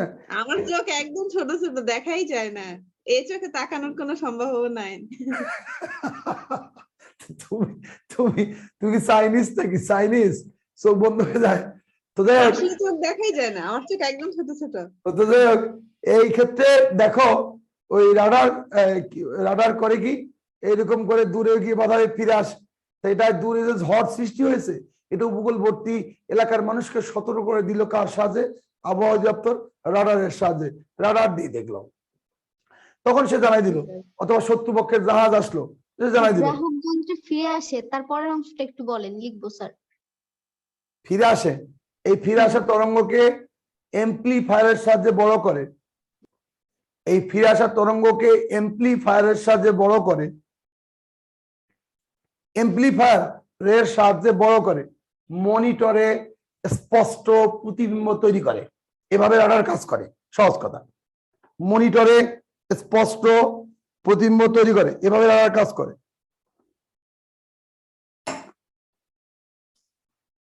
বলেছি প্রেরক যন্ত্রতে মাইক্রোওয়েভ উৎপন্ন করে সামনের দিকে প্রেরণ করা হয়। দূরবর্তী বস্তুর গায়ে বাধা পেয়ে শব্দের প্রতিধ্বনি নীতি অনুসারে রাডারের কাছে ফিরে আসে। এই ফিরে আসা তরঙ্গকে গ্রাহক যন্ত্র গ্রহণ করে এমপ্লিফায়ারের সাহায্যে বড় করে মনিটরে স্পষ্ট প্রতিবিম্ব তৈরি করে। এভাবে রাডার কাজ করে, সহজ। তো মনে করা যায় যে বললাম সিডর, আইলা, খাইলা, নার্গিস, ক্যাটরিনা, ঐশ্বরিয়া 200 কিলোমিটার 300 কিলোমিটার স্পিডে আসতেছে, গতিতে আসতেছে, বেগে আসতেছে। তো আমরাও ভূগোলবর্তী জনগণকে সতর্ক করে দিলাম যে আসতেছে ভাই, সাবধান হও। এই ছেলেদের নামে ঝড় আছে 2-1টার জন্য মহাসেন, তো মহাসেন ছেলেদের নামে দিছে। মহাসেন সম্পর্কে সতর্কবার্তা জারি ছিল 8 নম্বর সতর্কবার্তা, মহাবিপদ সংকেত। তা 8 নম্বর মহাবিপদ সংকেত দিয়েছে, মানুষ ঘর বাড়ি ছেড়ে সম্পদের মায়া ত্যাগ করে জীবন বাঁচাতে সাইক্লোন শেল্টারে চলে গেছে। সরকার একদম পিটাই ফুটাই নিয়ে গেছে। পরে 2 দিন হয়ে যায়, কিবার মহাসেনের কোনো খবর নাই, মহাসেন আসে না কেন? পরে খোঁজ খবর নিয়ে দেখতেছে মহাসেন সমুদ্রের মাঝখানে দুর্বল হয়ে হারায় গেছে। লোকজন বাড়ি ফিরে যা দেখে গরু ছাগল হাঁস মুরগি সব চুরে নিয়ে গেছে। বুঝো নাই? তো দেখো, একটা ঝড়ের নাম পুরুষের নামে দিয়েছিল, ছেলেদের নামে। সেই ঝড়টা দুর্বল হয়ে গেছে। আর যদি মেয়েদের নামে দিত, বাবা তাণ্ডব চড়াই দিত পুরা, বুঝো নাই? তাণ্ডব চড়াই। ছেলেদের নামে সবগুলা দিবে, দেখি কেমন দুর্বল হয়। হ্যাঁ, আর মেয়েদের নামে দিতে নিষেধ করবেন, ছেলেদের নামে দিতে বলবেন, দুর্বল হয়ে যাবে, ক্ষয়ক্ষতি হবে না। আরে আমি তো ওই কমিটির থাকলে দিতামই, কিন্তু মেয়েদের নামে দিলে তাণ্ডব হয়ে যাবে। হ্যাঁ, স্রোতস্বিনী, এরা কি যেন আরো কি আছে না, তটিনী, সমার্থক শব্দ। এরা আছে মায়াবিনী, হ্যাঁ, দুনিয়া ধ্বংস করে দেয়। তো যাই হোক, আপাতত কথা আমি যেটা বলতেছি যে এভাবে কাজ করে। রাডারের চোখকে ফাঁকি দেওয়া যাবে, রাডারের চোখকে ফাঁকি দেওয়া কোনো ব্যাপার না, কারণ রাডার কাজ করে মাইক্রোওয়েভ দিয়ে। তো আর মাইক্রোওয়েভ হচ্ছে আলোর বেগে চলে। কার বেগে চলে? আলোর বেগে। তা আলো তো স্ট্রেট লাইনে চলে। তুমি রাডারের সামনে যদি কোনো প্রতিবন্ধক দাঁড় করে দাও, বা ওই বস্তুর সামনে, ওই বস্তু দেখা যাবে, পিছনেরটা দেখা যাবে না। তো এমন বিমান আছে যে বিমানগুলো রাডারের চোখকে ফাঁকি দিতে পারে। কিভাবে? ওই বিমানের যে বডি বানানো হয়েছে, এমন কোন উপাদান দিয়ে বানানো হয়েছে যেখানে গিয়ে মাইক্রোওয়েভ বাধা পেয়ে ফিরবে না, সে শোষণ করে নিবে, অ্যাবজর্ব করে নেবে। আর মাইক্রোওয়েভ যদি ফিরে না আসে তো তুমি দেখতে পাবা না। সো রাডারের চোখও ফাঁকি দিতে পারে এমন বিমানও আছে। অথবা মনে করো যে পাকিস্তান আর ওই যে আফগানিস্তান সীমান্তবর্তী এলাকা, দেখবে পাহাড় পর্বতে ভরা। পাকিস্তান আফগানিস্তান সীমান্তবর্তী এলাকা পাহাড় পর্বতে ভরা। তো সীমান্তবর্তী এলাকার ওই চিপা দিয়ে, পাহাড়ের চিপা দিয়ে এসে মার্কিন সৈন্য যখন ছিল, ন্যাটো বাহিনী আফগানিস্তানে ছিল, এরা এসে ড্রোন হামলা করে চলে যেত। আগের দিন রাতে ভোরবেলা এসে ওসামা বিন লাদেনকে নিয়ে গেছে ধইরা। পাকিস্তান জানেই না, কারণ ওদের রাডারের মধ্যে চোখে পড়তেছে কি? পাহাড়ের ছবি। ওরা চিপা দিয়ে এসে ওসামা বিন লাদেনকে ধরে নিয়ে চলে গেছে পাকিস্তান থেকে। তার মানে রাডারের চোখকেও ফাঁকি দেওয়া যাবে, কারণ রাডার থেকে যে তরঙ্গটা উৎপন্ন হয় মাইক্রোওয়েভটা, এটা যে স্ট্রেট লাইন বা সরল রেখা বরাবর চলে, এটা তো ঘুরে বেড়ায় না। এই জন্য যেহেতু ঘুরে বেড়ায় না, সুতরাং এটার চোখকে ফাঁকি দেওয়া যাবে। সামনে কোনো প্রতিবন্ধক থাকলে ওইটার ছবি আসবে। অথবা এমন পদার্থ যদি যন্ত্রটা তৈরি হয় যেক্ষেত্রে মাইক্রোওয়েভ বাধা পেয়ে আর ফিরবে না, শোষণ করে নেবে, অ্যাবজর্ব করে নেবে, তাহলে তো তুমি আর রাডারের কাছে ছবি দেখতে পাবা না। কারণ তোমাকে তো বাধা পেয়ে মাইক্রোওয়েভকে ফিরে আসতে হবে। বাংলাদেশ ভারতের আমাদের সীমানা অনেক বড়। মিগ 29 বিমান স্টার্ট দিয়েছিল, কথিত আছে। তো তো স্টার্ট পরীক্ষামূলক স্টার্ট দিতেই সেটা ইন্ডিয়ার সীমানায় অতিক্রম করে গিয়েছিল সুপারসনিক জেট বিমান। তো ইন্ডিয়ার রাডারে ধরা পড়ছে যে বাংলাদেশি বিমান ঢুকে গেছে, সাথে সাথে গিয়ে ওদেরকে তো ঘেরাও করে ফেলছে, তোমরা এখানে কেন? ভাই এটা তো স্টার্ট দিতে ভুলে চলে আসছে, বোঝো নাই? বাংলাদেশের পরীক্ষামূলক করতে ইন্ডিয়ার সীমানা ঢুকে চলে গেছে। ওরা আবার যোগাযোগ করে দেখেন না ঘর মতো সত্য, পরে আবার সীমানা পার করে দিয়ে বলছে এরকম ভুল যেন আর না হয়। তার মানে রাডার দিয়ে কি করা যেতে পারে? রাডার দিয়ে এরকম করে বিমান দেখা যাবে, আবহাওয়া অধিদপ্তর ব্যবহার করে এই যে কি বলে কোথাও নিম্নচাপ সৃষ্টি হচ্ছে দেখতে পারে। মার্চেন্ট শিপ আন্তঃমহাদেশীয় জাহাজ যেগুলো আছে এক দেশ থেকে আরেক দেশে যায় সমুদ্রের উপর দিয়ে, এরা ব্যবহার করে, বিমান বাহিনী ব্যবহার করে, অথবা তোমার এয়ারলাইন্স কোম্পানি ব্যবহার করে রাডারের কাজ। তো রাডারের কাজ কিছুটা কমে গেছে এখন, কারণটা স্যাটেলাইট। রাডারও কাজ করে মাইক্রোওয়েভ দিয়ে, স্যাটেলাইটও কাজ করে মাইক্রোওয়েভ দিয়ে। তো স্যাটেলাইট থেকে একদম পৃথিবীর বাইরে কক্ষপথে অবস্থান করে, উপর থেকে ছবি তোলে। আমার এই ঘরে যদি এক পাশ থেকে লাইট মারো তাহলে এক পাশের ছবি পাবো, আরেক পাশ পাবো না। লাইটটা যদি উপরে থাকে তা পুরা ঘরের ছবিটা পাওয়া যাবে, পুরা ঘরের ছবিটাই পাওয়া যাবে। তো স্যাটেলাইটটা কাজ করে উপর থেকে। রাডার তো যেদিকে মুখ করে রাখবা সেই দিকে, রাডারকে যদি চিৎপটাং করে রাখো তাহলে ওর উপর দিয়ে যেটা হবে সেটার ছবি পাবা তুমি। যদি ফ্রন্ট সাইড করে রাখো তো ফ্রন্ট সাইড ব্যাক সাইডের ছবি পাবা না। একমুখী, রাডারে একমুখী।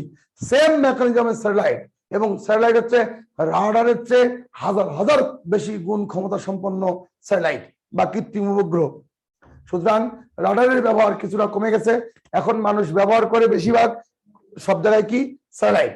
মনে করো আমার দেশের, মনে করো যেগুলো ঝড় তৈরি হয় আমাদের এই ভারত মহাসাগরে, যে সমস্ত ঝড় হয় বা আটলান্টিকে বা প্রশান্ততে, এই ঝড়গুলো যেখানে তৈরি হয়, এই ঝড়গুলো যেখানে তৈরি হয় এটা আগেই তৈরির সময় রাডার স্যাটেলাইট দিয়ে দেখে। স্যাটেলাইট দিয়ে যখন দেখে তখন আমেরিকা, ওর যেহেতু স্যাটেলাইটের সংখ্যা সবচেয়ে বেশি, তো বেশি দেখতে পাবে। আমাদের তো একটা খালি বঙ্গবন্ধু 1, তো বঙ্গবন্ধু 1 একটা ছবি রিপিট পাইতে ওর অনেক সময় লাগবে, 24 ঘন্টা লাগবে। পৃথিবীর আহ্নিক গতির জন্য ওয়েট করতে হবে 23 ঘন্টা 56 মিনিট 4 সেকেন্ড লাগবে। মানে একবার সিসি ক্যামেরা দেবে স্যাটেলাইট, ঘুরে এসে আবার ওইখানে আসতে প্রায় 24 ঘন্টা। তা যাদের 24টা ক্যামেরা আছে, 24টা স্যাটেলাইট আছে, তাদের কি প্রতি ঘন্টায় পাবে। যাদের 360টা আছে তার মানে কি প্রতি মিনিটে মিনিটে পাবে। বোঝেন এই কথাটা? এরকম করে ওদের অনেক, এই জন্য পুরো পৃথিবীকে ওদের নেটওয়ার্কের আওতার মধ্যে নিয়ে আসছে স্যাটেলাইট দিয়ে। সো রাডারের ব্যবহার কিছুটা কমে গেছে, তবে এখনো কিছু কিছু জায়গায় ব্যবহার আছে স্বল্প পরিসর। তো বড় পরিসরে এই ঘূর্ণিঝড়ের সতর্ক বার্তা দেয় এখন কে? স্যাটেলাইট। উপর থেকে দেখে যে সমুদ্রের মাঝখানে কোথাও ঘূর্ণন বল সৃষ্টি হয়েছে, ঘুরতেছে, ওখানেই ঘুরে 2 দিন ধরে শক্তি সঞ্চয় করে, তারপরে শক্তি সঞ্চয় করে যে কোনো একদিকে ধাবিত হয়। তো যখন ঘুরতেছে ওর গতিবেগ বা গতিবিধি, ওর মুভমেন্টটা পর্যবেক্ষণ করতেছে নাসার বিজ্ঞানীগণ, দিয়ে দেখলো যাবে কোন দিকে, কয় বাংলাদেশ, ভারত, মায়ানমার, শ্রীলঙ্কার দিকে যাবে। তখন বাংলাদেশ, ভারত, মায়ানমার, শ্রীলঙ্কাকে ওরা সতর্ক করে দিচ্ছে যে তোমাদের দিকে যাচ্ছে সিডর, তোমাদের দিকে যাচ্ছে আইলা, ক্যাটরিনা, নার্গিস, ঐশ্বরিয়া, এগুলো যাচ্ছে। তখন বাংলাদেশ সরকার বলল কেমন মাত্রা, কেমন? বলবে যে মাত্রা হবে তোমার 8-9 সেপির সিমসনের এটার মাত্রা পরিমাপ করা হয়, এটা যন্ত্রের নাম। তো এই দিয়ে মাপবে, মাপে বলবে যে 8, 9, 7 এই হিসেবে তোমরা এখন ব্যবস্থা নাও। এই রাডারের কাজ। তা রাডারের ব্যবহারটাও বললাম। রাডারের ব্যবহার কোথায়? আবহাওয়া দপ্তর, সেনাবাহিনী, বিমান বাহিনী, মার্চেন্ট শিপ মানে আন্তঃমহাদেশীয় জাহাজ, হ্যাঁ, এরা ব্যবহার করে রাডারকে। রাডার যেহেতু দৃষ্টিসীমার বাইরে বস্তুকে দেখতে সহায়তা করে, তাই রাডার অপর নাম ইলেকট্রনিক চক্ষু, এর পূর্ণরূপ radio detection and ranging. Radar সম্পর্কে পুরো রচনা পড়াই দিয়েছি। রাডার সংক্রান্ত কোনো কোশ্চেন যদি আসে আর যদি না পারো তাহলে তোমার দোষ। আরেকটা কথা বলি, রাডার থেকে বস্তুর দূরত্ব নির্ণয়টাও একটু বলে দিই। রাডার থেকে বস্তুর দূরত্ব নির্ণয়, রাডার হতে বস্তুটা কত দূরে আছে, বস্তুর দূরত্ব নির্ণয়, পরীক্ষায় যা আসুক। তো রাডার এখান থেকে যাবে অবজেক্ট, বাধা পাবে ফিরে আসবে। কি যাবে? মাইক্রোওয়েভ। মাইক্রোওয়েভ যাবে এবং ফিরে আসবে। মাইক্রোওয়েভ যাওয়া এবং ফিরে আসবে, অবজেক্ট ওখান থেকে যে বাধা পেয়ে ফিরে আসবে, এ যাওয়া আসা তো তার দূরত্ব দুইটা। তাহলে বলবো কি, রাডার থেকে উৎপন্ন মাইক্রোওয়েভের যাওয়া ও ফিরে আসা সময়কে আলোর বেগ দ্বারা গুণ করে 2 দিয়ে ভাগ করলেই রাডার থেকে বস্তুর দূরত্ব পাওয়া যাবে। আবার রাডার থেকে উৎপন্ন মাইক্রোওয়েভের যাওয়া ও ফিরে আসার সময়কে আলোর বেগ দ্বারা গুণ করে 2 দিয়ে ভাগ করলেই রাডার থেকে বস্তুর দূরত্ব পাওয়া যাবে। সোজা। তাহলে সূত্রটা কি? সূত্র আমরা কি জানি? মোট দূরত্ব সমান বেগ গুণন সময়। তাহলে মোট দূরত্ব এখানে কি? দুইটা দূরত্ব, তা যদি এস ধরি, দুটা এস, তাহলে 2s, তা 2s সমান ভি ইন্টু টি। তাহলে অতএব এস সমান সমান কি বলবো? ভি ইন্টু টি ভাগ 2। এখানে ভি মানে আলোর বেগ, কার বেগ? আলোর বেগ। এখানে আলোর বেগ। টি হচ্ছে কেমনে বের করবা? স্টপওয়াচ, থামাঘড়ি। যখন গেছে মাইক্রোওয়েভ যাওয়া আসা, এটা মনিটরে বলে দেবে, অটোমেটিক মনিটর বলে দেবে, রাডারের মনিটর, যেহেতু এটা হাইব্রিড কম্পিউটার। আমি তোমাকে বলেছি রাডার একটি কি বলো? Hybrid computer. তাহলে আমরা বলি রাডার থেকে উৎপন্ন মাইক্রোওয়েভের যাওয়া ও ফিরে আসার সময়কে আলোর বেগ দ্বারা গুণ করে 2 দিয়ে ভাগ করবো। কেন? মোট দূরত্ব যেহেতু দুইটা, যাবে আবার আসবে, আলোর বেগ দ্বারা গুণ করে 2 দিয়ে ভাগ করলে রাডার থেকে বস্তুর দূরত্ব পাওয়া যাবে। আশা করি বুঝতে পারছো। তো রাডার থেকে উৎপন্ন মাইক্রোওয়েভের যাওয়া ফিরে আসার সময়কে আলোর বেগ দ্বারা গুণ করে 2 দিয়ে ভাগ করলে রাডার থেকে বস্তুর দূরত্ব পাওয়া যাবে। ক্লিয়ার ভাইয়া? জি স্যার, পুরো ইতিহাস রাডারের। ক্লিয়ার? জি স্যার। জি স্যার, জি স্যার। খালি মাহমুদাই কথা বলে, বাকিরা তো বলে না। ওদের কি সমস্যা? জি স্যার, ক্লিয়ার স্যার। রাডার সংক্রান্ত যে কোনো কোশ্চেন আসলে পারবা কি পারবে না? জি স্যার, ইনশাআল্লাহ পারবো স্যার। পড়তে হবে না, নিজের মতো করে লিখে দিবা। কারণ তোমার চেয়ে ভালো রাডার সংক্রান্ত কেউ জানে না, এই বিশ্বাস তোমার মধ্যে রেখে দিবা। যা আমি রাডার সম্পর্কে যা জানি, আমার মতন রাডার সম্পর্কে কেউ জানে না। বাস, এই কনফিডেন্স তুই থাকে তাহলে হবে। তো রাডার বলছি একটা ইলেকট্রনিক যন্ত্র, ইনব্রিফ বলে নেই। ইলেকট্রনিক যন্ত্র, তোমাকে বলে রাডার কি অথবা ইলেকট্রনিক চক্ষু কি, এই সিটা দিয়ে দাও। বলছি রাডার একটা ইলেকট্রনিক যন্ত্র যার সাহায্যে দৃষ্টিসীমার বাইরে বস্তুকে দেখা যায়। এজন্য রাডার অপর নাম ইলেকট্রনিক চক্ষু। শেষ। 1935 সালে, 1935 সালে এটি আবিষ্কৃত হলো। এটার ব্যাপক প্রচলন শুরু হয়, সেটা একটু দিল, এটার ব্যাপক প্রচলন শুরু হয় দ্বিতীয় বিশ্বযুদ্ধের সময়কাল থেকে। দ্বিতীয় বিশ্বযুদ্ধের সময়কাল থেকে এটার প্রচলন শুরু হয়। ক্লিয়ার? বাস, এবার বলবো ক্রিয়া কৌশল, গঠন বলবা। রাডারের গঠনে রাডারের মধ্যে কি কি আছে? প্রেরক যন্ত্র, গ্রাহক যন্ত্র, সূচক সম্বলিত মনিটর এবং কি অ্যাম্প্লিফায়ার। কার্যপ্রণালী বা মেকানিজম বা ক্রিয়া কৌশল, রাডার থেকে উৎপন্ন মাইক্রোওয়েভ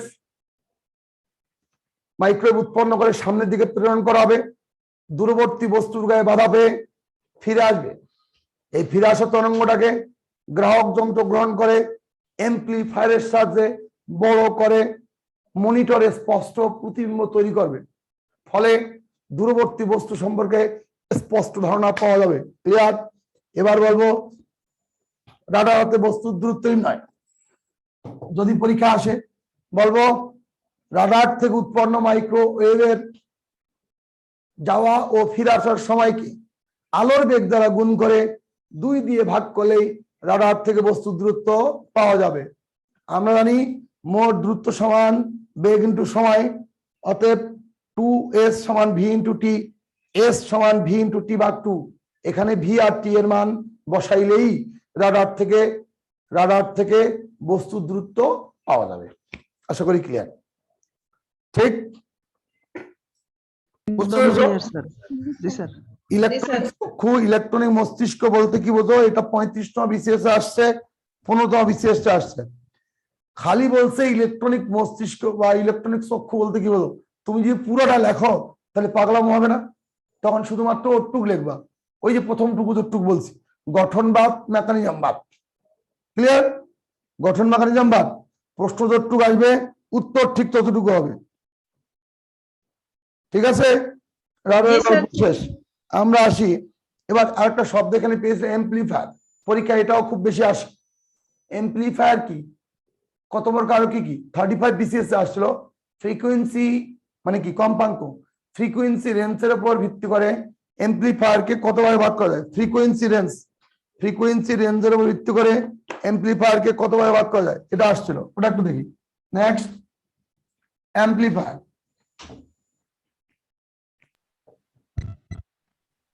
শোনা যাচ্ছে না। অ্যাম্প্লিফায়ার শোনা যাচ্ছে না? Sir Clear? এখন ঠিক আছে? শোনা যাচ্ছে স্যার, এতক্ষণ আমাদের টপিক কি, আমাদের এখনকার টপিক কি বলো? টপিক কি বলছি? amplifier, সোজা বলবা যে ডিভাইস বা যন্ত্রাংশের সাহায্যে কোন সিগন্যাল বা নির্দেশনাকে, যে ডিভাইস বা যন্ত্রাংশের সাহায্যে কোন সিগন্যাল বা নির্দেশনাকে কোনরূপ কোনো পরিবর্তন না করে বড় করা যায়। যে ডিভাইস বা যন্ত্রাংশের সাহায্যে কোন সিগন্যাল বা নির্দেশনাকে, আবার বলি, যে ডিভাইস বা যন্ত্রাংশের সাহায্যে কোন সিগন্যাল বা নির্দেশনাকে কোনরূপ কোনো পরিবর্তন না করে বিবর্ধিত করা যায় বা বড় করা যায়, তাকে এমপ্লিফায়ার বলে। যে ডিভাইস বা যন্ত্রাংশের সাহায্যে কোন সিগন্যাল বা নির্দেশনাকে কোনরূপ কোনো পরিবর্তন না করে বৈশিষ্ট্য অক্ষুণ্ণ রেখে বিবর্ধিত করা যায়, তাকে এমপ্লিফায়ার বলে। বলবো ফ্রিকোয়েন্সি রেঞ্জের উপর ভিত্তি করে,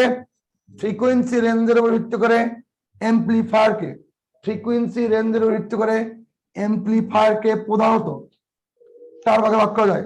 প্রধানত 4 ভাগে ভাগ করা যায়। এক audio amplifier, audio amplifier. 2 video amplifier. 3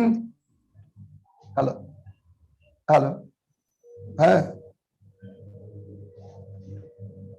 তুষার একটু পরে বাপ, একটু পরে।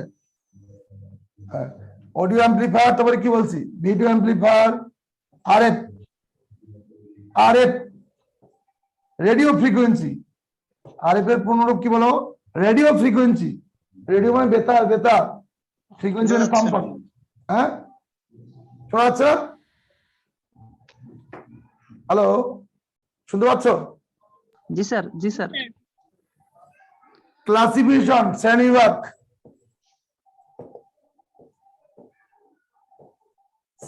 বলছি কিসের ভিত্তি করে? ফ্রিকোয়েন্সি রেঞ্জের ভিত্তি করে। ফ্রিকোয়েন্সি রেঞ্জের উপর ভিত্তি করে। ফ্রিকোয়েন্সি রেঞ্জের ভিত্তি করে এমপ্লিফায়ারকে 4 ভাগে ভাগ করা যায়। প্রধানত audio amplifier, video amplifier, RF মানে রেডিও ফ্রিকোয়েন্সি। আর 4 আইএফ মানে ইন্টারমিডিয়েট ফ্রিকোয়েন্সি এমপ্লিফায়ার। অনেক বই এসে অনেক ভাগ আছে, লাগবে না, 4টাই দিবা। এই 4টাই main: audio amplifier, video amplifier, RF radio frequency amplifier, IF intermediate frequency amplifier. তার মানে কি বলবো? Audio, video, RF, IF amplifier. Clear? যদি বলে পাওয়ার আর ভোল্টেজের ভিত্তি করে 2 প্রকার, এটা একটা গ্রুপ। আর একটা গ্রুপ বলি বি, এটা 2 প্রকার, পাওয়ার আর ভোল্টেজ। পাওয়ার ভোল্টেজ ভাগ করে 2 ভাগে। আর পাওয়ার এমপ্লিফায়ার,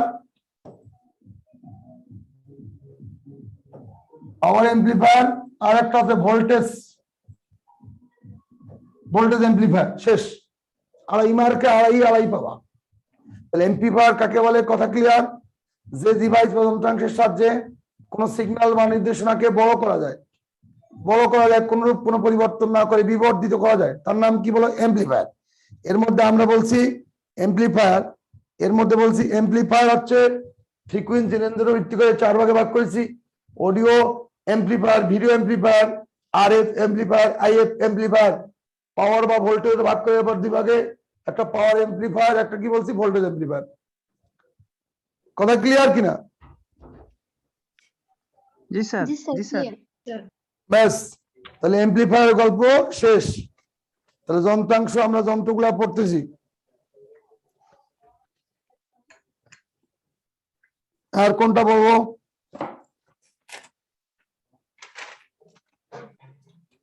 আচ্ছা, এবার আসি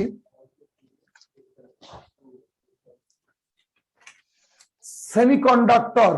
একটা কোশ্চেন আসে, সেমিকন্ডাক্টর বা অর্ধপরিবাহী। সেমিকন্ডাক্টর বা অর্ধপরিবাহী, সেমিকন্ডাক্টর বা কি অর্ধপরিবাহী বলতে কি বোঝায়? এই কোশ্চেনটা আসে পরীক্ষায়, এটা দিয়ে অনেক গল্প। সেমিকন্ডাক্টর বা অর্ধপরিবাহী বলতে কি বোঝো, কত প্রকার, কি কি, এইগুলা। তাহলে সেমিকন্ডাক্টর বা কি বলছি বলো, অর্ধপরিবাহী। সেমিকন্ডাক্টর বা অর্ধপরিবাহী বলতে কি বোঝো? পরের কোশ্চেন, সেমিকন্ডাক্টর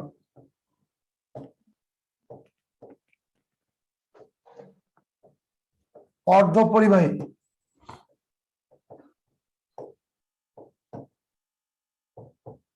এটা হচ্ছে অনেকগুলো কোশ্চেনের বেসমেন্ট। যে সমস্ত পদার্থে খুব সামান্য পরিমাণে বিদ্যুৎ সঞ্চালিত হয় সেগুলোকে আমরা অর্ধপরিবাহী পদার্থ বলি। যে সমস্ত পদার্থে খুব সামান্য পরিমাণে বিদ্যুৎ সঞ্চালিত হয় সেগুলোকে আমরা কি বলি? অর্ধপরিবাহী বা সেমিকন্ডাক্টর বলি। সামান্য, খুবই সামান্য বিদ্যুৎ সঞ্চালিত হয় সেগুলোকে আমরা কি বলি? সেমিকন্ডাক্টর বা কি অর্ধপরিবাহী। তো এটাকে প্রধানত আমরা 2 ভাগে ভাগ করেছি, একটা হচ্ছে পি টাইপ অর্ধপরিবাহী, একটা হচ্ছে এন টাইপ অর্ধপরিবাহী। তাহলে অর্ধপরিবাহী সেমিকন্ডাক্টর কয় প্রকার? উদাহরণ কি? জার্মেনিয়াম, সিলিকন, আর্সেনিক, ট্যাংস্টেন, এগুলাকে বলা হয় কি সেমিকন্ডাক্টর। একটা হচ্ছে পি টাইপ অর্ধপরিবাহী, আর একটা হচ্ছে এন টাইপ অর্ধপরিবাহী। তাহলে যে সমস্ত পদার্থে খুব সামান্য পরিমাণে বিদ্যুৎ সঞ্চালিত সেগুলাকে আমরা কি বলি? সেগুলাকে কি বলি? সেমিকন্ডাক্টর বা অর্ধপরিবাহী। অর্ধপরিবাহী পদার্থ প্রধানত 2 প্রকার বলবো, পি টাইপ আর কি N type. P for positive, N for কি নেগেটিভ। পি ফর কি পজিটিভ। তাহলে কিছু কিছু পদার্থ হচ্ছে পি টাইপ মানে পজিটিভ প্রকৃতিগতভাবেই, আবার কিছু কিছু পদার্থ আছে প্রকৃতিগতভাবে কি প্রকৃতিগতভাবে নেগেটিভ। পি আর এন যদি একসাথে করি, পি এন, পি একটা পি টাইপ একটা N type, P R N পাশাপাশি যদি করি তখন কি বলবো? জাংশন হয়ে গেল, ব্রিজ হয়ে গেল, এটাকে বলে পিএন জাংশন বা ডায়োড। তাহলে কোশ্চেনটা কি হইলো আমার? প্রথম কোশ্চেন ছিল অর্ধপরিবাহী পদার্থ কাকে বলে, কত প্রকার, কি কি। তাহলে বলবো যে সমস্ত পদার্থে খুব সামান্য বিদ্যুৎ সঞ্চালিত হয় সেগুলিকে অর্ধপরিবাহী পদার্থ বলে। যেমন জার্মেনিয়াম, সিলিকন, আর্সেনিক, ট্যাংস্টেন, ব্রোন, এগুলো হচ্ছে অর্ধপরিবাহী। অর্ধপরিবাহী পদার্থ প্রধানত 2 প্রকার, একটা হচ্ছে পি টাইপ, একটা কি বলে এন টাইপ। পি টাইপ আর কি N type. P type, N type. P মানে পজিটিভ, এন ফর নেগেটিভ, মানে যেগুলোর ইলেকট্রন সংখ্যা বেশি সেগুলোকে বলে এন টাইপ, যেগুলোর হোল সংখ্যা বেশি, গর্তের সংখ্যা বেশি, সেগুলোকে বলে P type. P R N যদি একসাথে হয় তখন তাকে বলা হচ্ছে কি বলো? পি এন কে একসাথে বলে তখন তাকে আমরা কি বলবো? ডায়োড। তাহলে কোশ্চেন যদি হয় ডায়োড কি, তাহলে বলবো একটি পি টাইপ অর্ধপরিবাহী ও একটি এন টাইপ অর্ধপরিবাহীর সমন্বয়ে ডায়োড নামক ইলেকট্রনিক ডিভাইস তৈরি হয়। অথবা বলতে পারো ডায়োড কি? বলবো ইলেকট্রনিক ডিভাইস যা একটি পি টাইপ ও একটি এন টাইপ সেমিকন্ডাক্টর বা অর্ধপরিবাহীর সমন্বয়ে তৈরি হয়। বলো তো কি বলছি? ডায়োড কাকে বলে? ডায়োড কাকে বলে বলো? ডায়োড কাকে বলে? একটি পি টাইপ ও একটি এন টাইপ অর্ধপরিবাহীর সমন্বয়, সংমিশ্রণ সমন্বয়ে সমন্বয়ে ডায়োড তৈরি হয়। ডায়োড তৈরি হয়। এটা একটা কি? এটা একটা কি ইলেকট্রনিক ডিভাইস। এটা একটা কি বলো? Electronic device. ডায়োডটা কি কামে লাগে? ডায়োডের ব্যবহার কি? বেশিরভাগ ইলেকট্রনিক যন্ত্রপাতি তৈরি করতে লাগে, বেশিরভাগ ইলেকট্রনিক যন্ত্রাংশ তৈরি করতে ডায়োডের লাগে, ডায়োডের ব্যবহার।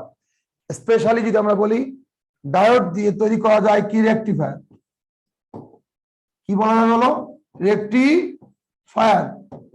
দেখো কি বলছি বলো রেকটিফায়ার। রেকটিফায়ার কাকে বলে? আমি বলছি আবার, একটি পি টাইপ ও একটি এন টাইপ সেমিকন্ডাক্টরের সমন্বয়ে তৈরি হয় কি ডায়োড। ডায়োড দিয়ে বিভিন্ন প্রকার ইলেকট্রনিক যন্ত্রাংশ তৈরি করা হয়, বিশেষ করে কি বলছি রেকটিফায়ার। তো রেকটিফায়ারের কাজটা কি? যে ডিভাইস বা যন্ত্রাংশের সাহায্যে এসি কে ডিসি তে রূপান্তরিত করা যায়, এসি কে কাতে ডিসি অল্টারনেটিং কারেন্টকে ডাইরেক্ট কারেন্টে রূপান্তরিত করতে পারে যে ডিভাইস বা যন্ত্রাংশ, তার নাম কি রেকটিফায়ার। পরীক্ষা আসবে রেকটিফায়ার কাকে বলে, রেকটিফায়ার কাকে বলে। তখন তুমি কি বলবা? যে ডিভাইস বা যন্ত্রাংশের সাহায্যে এসি কে ডিসি তে রূপান্তরিত করা যায় তার নাম কি হলো রেকটিফায়ার। এটা দিয়ে কি করা হয়? বিভিন্ন ইলেকট্রনিক যন্ত্রপাতি তৈরি করা হয়। মনে করো ডিসি হচ্ছে তোমাকে শক করে না, শক করে কি এসি। অল্টারনেটিং কারেন্ট যেটার পজিটিভ নেগেটিভ প্রান্ত বদল হয়, প্লাস মাইনাস, তার নাম কি এসি।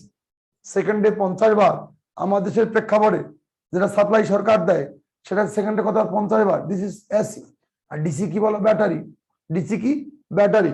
তেমন অবস্থায় এসি কে ডিসি রূপান্তরিত করে তার নাম কি রেকটিফায়ার। তো রেকটিফায়ারের কাজটা কি? তোমাকে বলে রেকটিফায়ারের কাজ কি, কি বলবা? এসি কে ডিসি তে রূপান্তরিত করে। রেকটিফায়ারের বৈশিষ্ট্য কি তোমাকে পরীক্ষায় যদি বলে তাহলে কি বলবা? এসি কে কি করে ডিসি, বলো কি বলছি বলো। রেকটিফায়ারের কাজ ডিসি, এসি কে ডিসি রূপান্তরিত করে যে ডিভাইস তার নাম কি হলো রেকটিফায়ার। এসি কে কি করবে ডিসি, ডিসি করবে, তার নাম কি রেকটিফায়ার। এসি কে আবার কি ডিসি কেও এসি তে রূপান্তর করে? ওটা আরেকটা, ওটা এখানে এখন যা বলছি দেখো, এসি কে ডিসি করে তার নাম কি বলছি রেকটিফায়ার। বৈশিষ্ট্য কি, বৈশিষ্ট্য কি বলবা? এক, দিক পরিবর্তী প্রবাহকে একমুখী প্রবাহে রূপান্তরিত করে। দুই, বিভিন্ন ইলেকট্রনিক যন্ত্রপাতি তৈরিতে সহায়তা করে। মনে করো চার্জার, তুমি মোবাইলের চার্জারের পিন, চার্জার লাগাইছো প্লাকে, ওই পিন দিয়ে কান চুলকাচ্ছ, কিচ্ছু হবে না, হবে শক করবে। কিন্তু ওইটার ভেতরে যে রেকটিফায়ারটা আছে চার্জারের ভেতরে যদি নষ্ট হয়ে যায় তাহলে এবার চুল খাওয়া টেনশন পাস হয়ে যাবে। বুঝলি ব্যাপারটা? চুল খাওয়া টেনশন পাস শক করবে। তার মানে ভুলেও চার্জারের পিন সবসময় ধরা যাবে না, রিস্ক আছে। চার্জারের পিন ধরতেছো শক করতেছো না, কারণটা হচ্ছে ওর মধ্যে রেকটিফায়ার আছে। যদি রেকটিফায়ার কোনো কারণে নষ্ট হয় তাহলে তখন ডাইরেক্ট এসি আসবে। আর এসি মানে শক করে। শক করে কোনটা, এসি নাকি ডিসি? বলো শক করে কোনটা, এসি নাকি ডিসি? হ্যাঁ এসি, অর্থাৎ যেটা পজিটিভ নেগেটিভ প্রান্ত চেঞ্জ হয় সেইটাই শক করে। আর ডিসি শক করবে না, একটু চিনচিন করতে পারে, ওর বেশি কিছু হবে না। তো যাই হোক, তাহলে রেকটিফায়ারটা বুঝলে তো। আবারও গল্পের শুরু হয়েছিল সেমিকন্ডাক্টর থেকে, ওইখান থেকে বলছি যে যে সমস্ত পদার্থে খুব সামান্যভাবে বিদ্যুৎ সঞ্চালিত হয় সেগুলোকে বলা হয় কি অর্ধপরিবাহী বা সেমিকন্ডাক্টর। প্রকারভেদ প্রধানত দুই প্রকার, একটা পি টাইপ একটা এন টাইপ। পি টাইপ আর এন টাইপ সমন্বয় যদি একসাথে করা হয় তার নাম ডায়োড। ডায়োড দ্বারা বিভিন্ন ইলেকট্রনিক যন্ত্রপাতি তৈরি করা হয়, বিশেষ করে রেকটিফায়ার। তো রেকটিফায়ার কাকে বলে? যে ডিভাইস বা যন্ত্রাংশের সাহায্যে এসি কে ডিসি রূপান্তরিত করা যায়। এসি কে ডিসি একমুখী মানে দিক পরিবর্তীকে একমুখী প্রবাহে রূপান্তরিত করা হয়, তার নাম আছে রেকটিফায়ার। ঠিক উল্টা ঘটনাটা আমরা ঘটাতে চাই, তার নাম অসিলেটর। পরীক্ষা আসছে অসিলেটর বলতে কি বোঝো? অসিলেটর ইংলিশে হচ্ছে OSCILATOR, শব্দটা হচ্ছে কি অসিলেটর। তো রেকটিফায়ারের ঠিক বিপরীত ব্যাপার হচ্ছে অসিলেটর। এটা কি হবে? ডিসি কে এসি বানাবে। তো ডিসি কে এসি বানাবে, ডিসি কে এসি, তার নাম কি বলো? অসিলেটর। মনে কর তোমার বাসায় আইপিএস আছে, আইপিএস, তো সরকার যে সাপ্লাই দিয়েছে বিদ্যুৎটা তার নাম এসি। এসি এসি বিদ্যুৎ চলে গেছে, কারেন্ট চলে গেছে, বিদ্যুৎ চলে গেছে, এবার তোমার আইপিএস অন হয়ে যায় অটো। কেমনে? ওই ব্যাটারি একটা আছে, তো ব্যাটারি মানে দুনিয়ার সকল ব্যাটারি, আমি তোমাদেরকে বলেছি ডিসি। ব্যাটারি মানে এসি না ডিসি? ডিসি। তো ডিসি, এবার তাহলে ফ্যান চলছে কেমনে? এইবার ওইখানে একটা অসিলেটর লাগানো আছে, ব্যাটারি থেকে বের হয়ে দেখবে একটা বাক্সের মতন আছে না, একটা বাক্স থাকে ব্যাটারির মতন, ব্যাটারির উপর একটা বাক্স থাকে, যে তোমাদের বাসায় যদি আইপিএস থাকে দেখবা তো ওই বাক্সটার মধ্যে অসিলেটর আছে, এই অসিলেটর করবে কি ডিসি কে এসি তে কনভার্ট করে, এরপর তোমার বাসার ফ্যান চলবে। তাহলে ডিসি কে এসি করে নাম কি অসিলেটর, আর এসি কে ডিসি করে তার নাম কি বলো রেকটিফায়ার। জি স্যার, বুঝছি। তাহলে তোমাকে যদি বলা হয় অসিলেটরের বৈশিষ্ট্য লিখো, অসিলেটরের বৈশিষ্ট্য লিখো। জি স্যার, প্রথমে হবে ডিসি কে এসি কারেন্টে রূপান্তরিত করে। গুড, একটা বললা। আর আইপিএস চালানোর ক্ষেত্রে ব্যবহৃত হয়, ব্যাটারিতে ব্যবহৃত হয়। তারপরে সোলার আছে, solar panel, solar panel, solar জি স্যার, সোলার সোলার প্যানেলের ব্যাটারি ডিসি কারেন্টকে এসি তে রূপান্তরিত এসি তে করে। রূপান্তরিত করে, কে রূপান্তরিত করে অসিলেটর। অসিলেটর। এটা কি করে তাহলে কমন সেন্স কাজে লাগাও। তাহলে রেকটিফায়ার একটা বৈশিষ্ট্য বলো, ওইটাকে উল্টা আবার অসিলেটর বৈশিষ্ট্য বলবা। কোনটা? রেকটিফায়ারের বৈশিষ্ট্যটা কি? উচ্চ ভোল্টেজের বিদ্যুৎকে, দেখো উচ্চ ভোল্টেজের বিদ্যুৎ, উচ্চ ভোল্টেজের বিদ্যুৎকে কি নিম্ন ভোল্টেজের বিদ্যুৎ রূপান্তরিত করে। উচ্চকে কি করে নিম্ন, উচ্চকে কি নিম্ন, কোনটায়? রেকটিফায়ার। রেকটিফায়ার। এবার উল্টা নিম্ন ভোল্টেজ কি করবে উচ্চ ভোল্টেজ। আমার কথা কি বোঝো নাই? জি স্যার। এর নাম আছে কি, এর নাম কি অসিলেটর। অসিলেটর। অসিলেটর। তাই অসিলেটর কাজ কি ডিসি কে এসি, আর রেকটিফায়ারের কাজ কি এসি কে ডিসি। তাহলে একটা পি টাইপ একটা এন টাইপ দিয়ে তৈরি হয় কি ডায়োড। একটা পি টাইপ একটা এন টাইপ দিয়ে কি তৈরি হয় ডায়োড। যদি অনেকগুলা পি টাইপ অনেকগুলা এন টাইপ পরপর সাজানো থাকে, অনেকগুলা পি টাইপ পিএন জংশন অনেকগুলা, তখন তার নাম হচ্ছে ট্রানজিস্টর। কি নাম বলো বলো বলো, কি বলছি বলো? ট্রানজিস্টর। ট্রানজিস্টর। ট্রানজিস্টরটা কি জিনিস? অনেকগুলো ডায়োডের সমষ্টি। অনেকগুলো কিসের সমষ্টি?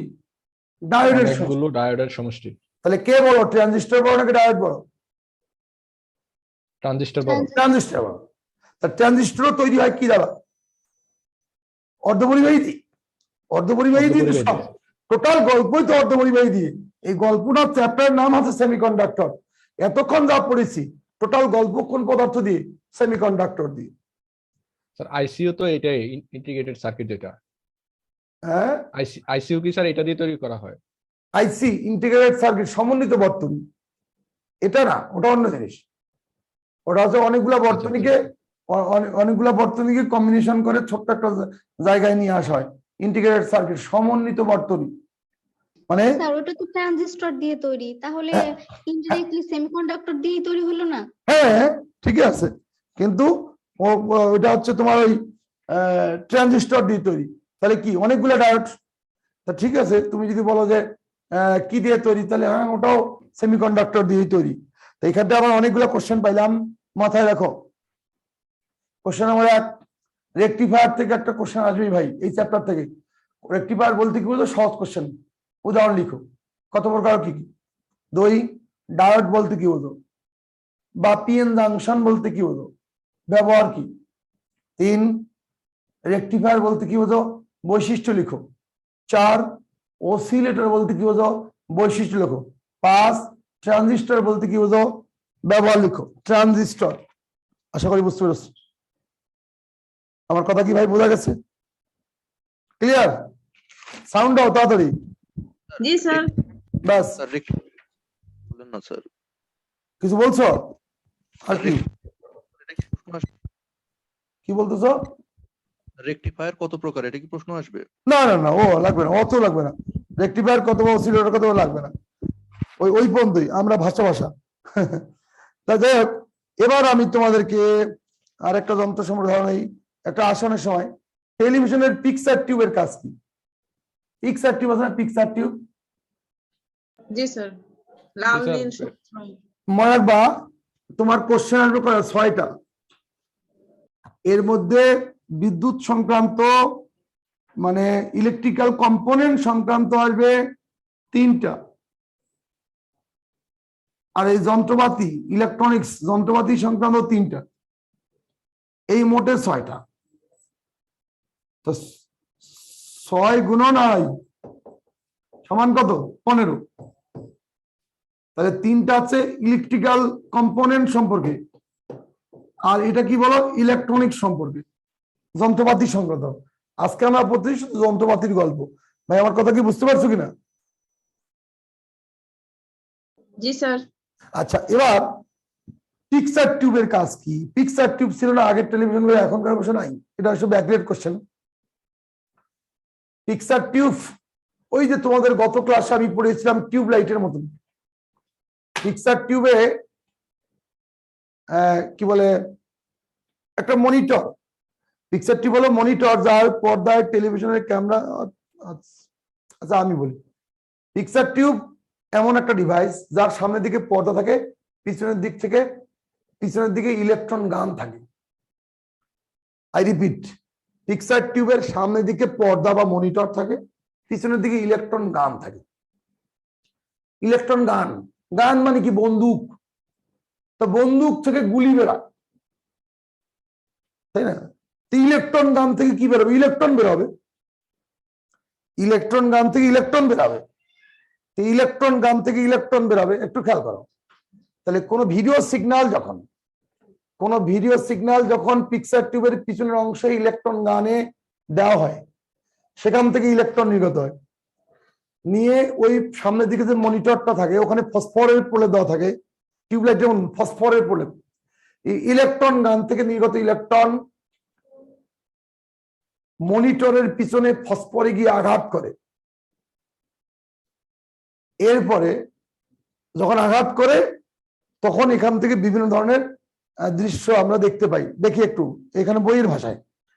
পিকচার টিউবের মধ্যে একটি ইলেকট্রন গান থাকে, যা ইলেকট্রন বিম সৃষ্টি করে থাকে। এই ইলেকট্রন বিম দুই জোড়া ইলেকট্রোডের মধ্য দিয়ে ফসফর কণা সমৃদ্ধ স্ক্রিনের উপর ফেলা হয়। ইলেকট্রোড দুটিকে এক্সপ্লেট, এত কিছু লাগবে না, সহজ কথায়।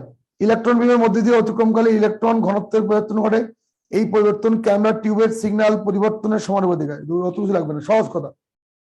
বলবা পিকচার টিউব, এবার বলবা পিকচার টিউবের সামনের অংশে মনিটর থাকে, পিছনের দিকে ইলেকট্রন গান থাকে।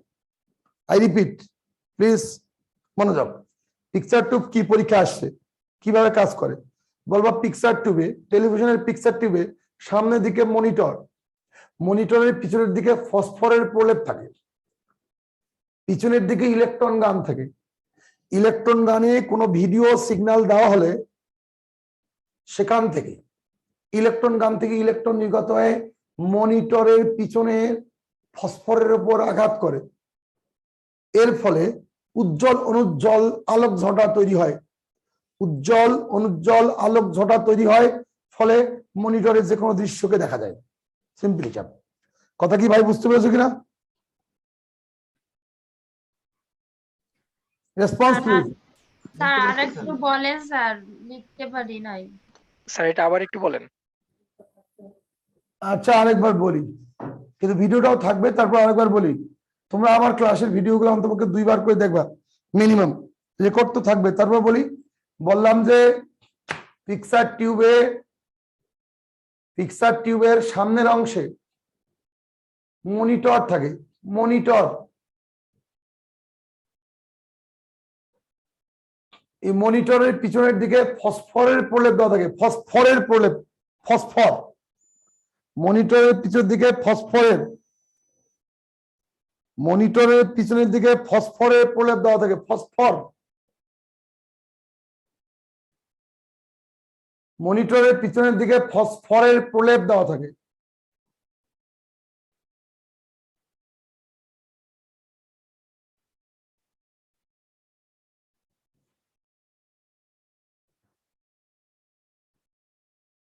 কিসের প্রলেপ দেওয়া থাকে বলছি বলো? ফসফর। মনিটরের পিছন থেকে ফসফরের প্রলেপ দেওয়া থাকে। ইলেকট্রন গান থেকে ইলেকট্রন নির্গত সরি, পিছনের দিকে অবস্থিত ইলেকট্রন গানে, পিছনের দিকে অবস্থিত ইলেকট্রন গানে, পিছনের দিকে অবস্থিত ইলেকট্রন গানে কোনো ভিডিও সিগন্যাল দেওয়া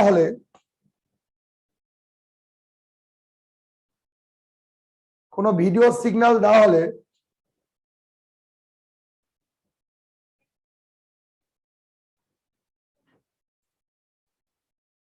ভিডিও সিগন্যাল দেওয়া হলে ইলেকট্রন গান হতে ইলেকট্রন নির্গত হয়, ইলেকট্রন গান থেকে ইলেকট্রন নির্গত হয়ে ইলেকট্রন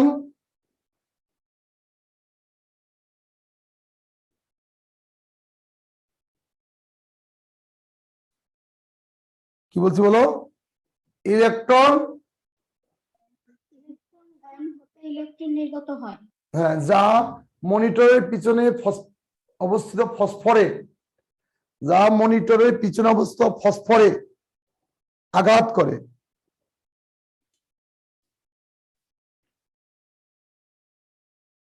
মনিটরের পিছনে অবস্থিত ফসফরে আঘাত করে,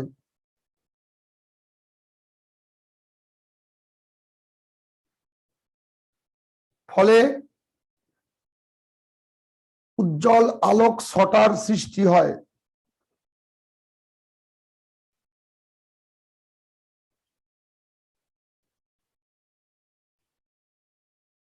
ফলে উজ্জ্বল আলোক ছটার সৃষ্টি হয়। এভাবে পিকচার টিউব কাজ করে, এভাবে পিকচার টিউব কাজ করে।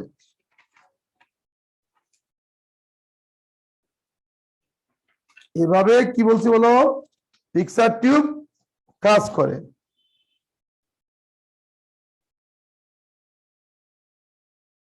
ক্লিয়ার? জি স্যার ক্লিয়ার। আচ্ছা, আরেকটা লেজার নিয়ে একটু কথা বলি, কে যেন কমেন্টও বলছিল, তো লেজারটা নিয়ে একটু কথা বলি। মোটামুটি ইম্পর্টেন্ট কোশ্চেন যা আছে সব তোমাদের বলে দিয়েছি কিন্তু আমি।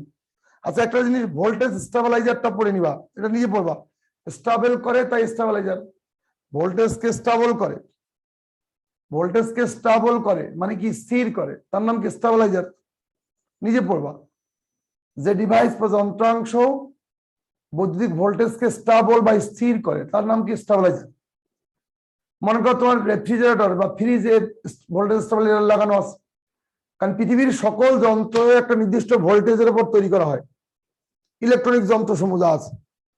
তাহলে তোমার দেখা যায় 220 থেকে 230 ভোল্টের জন্য ওই যন্ত্রটা ঠিক থাকবে, পর্যাপ্ত সাপোর্ট পাবে। 220-এর বেশি ভোল্টেজ হলে যন্ত্রটা পুড়ে যেতে পারে, আবার 220-এর কম হলে যন্ত্রটা চলবে না। তখন ভোল্টেজ স্টেবিলাইজার লাগানো হয়েছে ফ্রিজে। ফ্রিজ কেন, পৃথিবীর প্রতিটা ইলেকট্রনিক যন্ত্রপাতির সামনেই স্টেবিলাইজার লাগানো দরকার, কিন্তু কম দামি জিনিসগুলো আমরা লাগাই না। কেন লাগাই না? কারণ নষ্ট হলে হোক আরেকটা নেওয়া যাবে। ফ্রিজটার দাম একটু বেশি তো লাগানো হয়েছে। কেউ যদি 5 লাখ টাকার টেলিভিশন লাগায়, বা 4 লাখ টাকা বা 2 লাখ টাকার বা 1 লাখ টাকার বা 50,000 টাকার টেলিভিশন সে ব্যবহার করে, তাহলে ওনার উচিত কি, স্টেবিলাইজার লাগানো। কারণ এই স্টেবিলাইজার টেলিভিশনটা নির্দিষ্ট একটা ভোল্টেজে তৈরি করা হয়েছে, ওই স্টেবিলাইজারটা ভোল্টেজকে স্টেবল করবে। বেশি ভোল্টেজ আসলে ভোল্টেজ স্টেবিলাইজার নষ্ট হতে পারে, কিন্তু টিভি সুরক্ষিত থাকবে। যদি কম ভোল্টেজ আসে সেক্ষেত্রে ওই ভোল্টেজকে সঞ্চয় করে সে টেলিভিশনের ভোল্টেজকে পর্যাপ্ত রাখবে, সঠিক রাখবে। তাহলে স্টেবিলাইজার কি জিনিস, স্টেবল করে ভোল্টেজকে। আমার কথা কি বোঝা গেছে কিনা,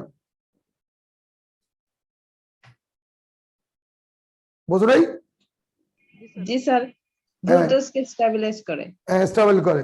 তো সেক্ষেত্রে প্রতিটি যন্ত্রই, মোট কথা কি, প্রতিটি বৈদ্যুতিক যন্ত্রপাতি নির্দিষ্ট একটা ভোল্টেজে তৈরি করে রাখা হয়। বাল্বের গায়েও দেখবা যে 220 থেকে 230 ভোল্ট লেখা আছে, বাল্বে যদি 400 ভোল্ট দাও তো বাল্ব তো ফটাস করে ফিরে যাবে। এখন আমরা বাল্বের ওখানে স্টেবিলাইজার লাগাই নাই কেন, দাম কম, নষ্ট হইলে হোক গা, কিন্তু দামি যন্ত্রপাতির সাথে স্টেবিলাইজার লাগাই যাতে ভোল্টেজকে স্টেবল করে আমার যন্ত্রটাকে ঠিক রাখে, এই আর কি। তো দেখ, এটা একটু পড়ে নিবা। তাহলে এটাও স্মার্ট টিভি, এটা 36-এ আসলে স্মার্ট টিভি আর সাধারণ টিভির মধ্যে পার্থক্য। সাধারণ টিভি মানে আগে যেগুলো আমরা দেখতাম, স্মার্ট টিভি মানে ইন্টারনেটের সংযোগ যেখানে করা যায়, যেখানে আমরা ওই কি বলে পেন ড্রাইভ দিতে পারি, আমরা কি বলে আরে মডেম ব্যবহার করতে পারি, হ্যাঁ, এগুলোকে আমরা স্মার্ট টিভি বলবো। আর সাধারণ টিভি আগে যেগুলো আমরা ছিলাম ব্যবহার করি সেগুলো সাধারণ টিভি। এগুলো নিজেরা পড়লে বুঝবা, এগুলো আমার বলার কিছু নাই। তো ওটাও পড়ে নিবা, কি বলছি, স্মার্ট টিভি আর সাধারণ টিভির পার্থক্য। স্মার্ট টিভি আর সাধারণ টিভির মধ্যে পার্থক্য পড়ে নিবা। আচ্ছা, আর কি বাকি আছে দেখি, মোটামুটি হয়ে গেছে তোমাদের সব পড়ানো। একটা কিছু ব্যাখ্যা আছে।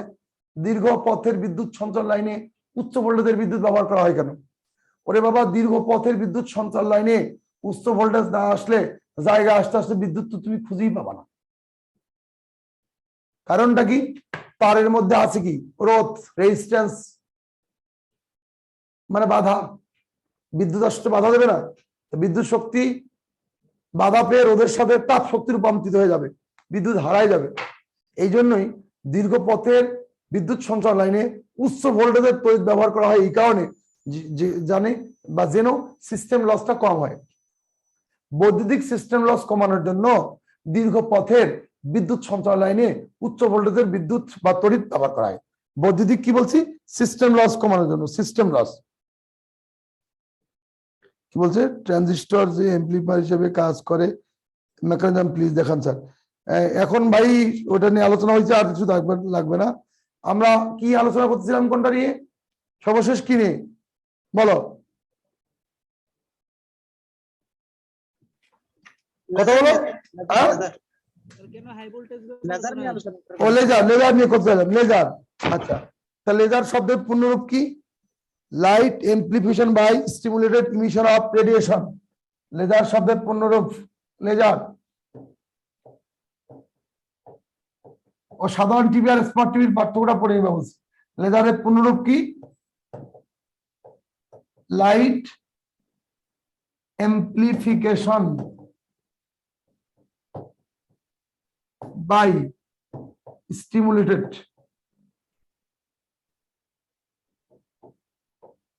ইমিশন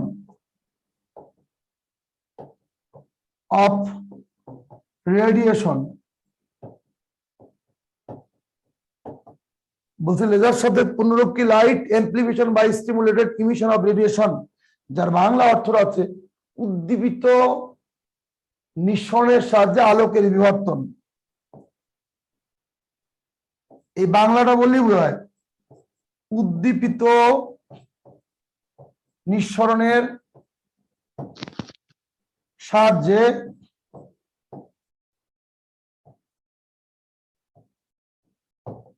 আলোকের কি বলছি বলো? বিবর্ধন। উদ্দীপিত নিঃসরণের সাহায্যে আলোকের বিবর্ধন। উদ্দীপিত নিঃসরণের সাহায্যে কি বলছি? আলোকের কি? বিবর্ধন। Okay, light amplification by stimulated emission of radiation, উদ্দীপিত নিঃসরণের সাহায্যে আলোকের কি? বিবর্ধন। তার মানে তোমাকে বল লেজার কি, এর ব্যাপার লিখো, সহজ কোশ্চেন, তাহলে পারবা ইজিলি। তাহলে লেজার কি বলো? লেজার শব্দের পূর্ণরূপ light amplification by stimulated emission of radiation, অর্থাৎ উদ্দীপিত নিঃসরণের সাহায্যে আলোকের বিবর্ধন। এবার পরীক্ষা আসছে রুবি লেজারের কার্যপ্রণালী বর্ণনা করো। রুবি লেজার, তো রুবি লেজারের কার্যপ্রণালী বর্ণনা করতে বলছি। রুবি লেজার তো এটা বলতে এটা সহজ। একটি সিলিন্ডার আকৃতির দণ্ড নিতে হবে যা অ্যালুমিনিয়াম ও ক্রোমিয়াম অক্সাইডের সমন্বয়ে তৈরি। একে একটি কাঁচের ফানেলের মধ্যে রাখা হয়, মানে অ্যালুমিনিয়াম ও ক্রোমিয়াম অক্সাইডের সমন্বয়ে তৈরি একটা রুবির দণ্ড। বলছি এটা কিসের তৈরি? বলছি অ্যালুমিনিয়াম আর কি? অ্যালুমিনিয়াম আর ক্রোমিয়াম অক্সাইড।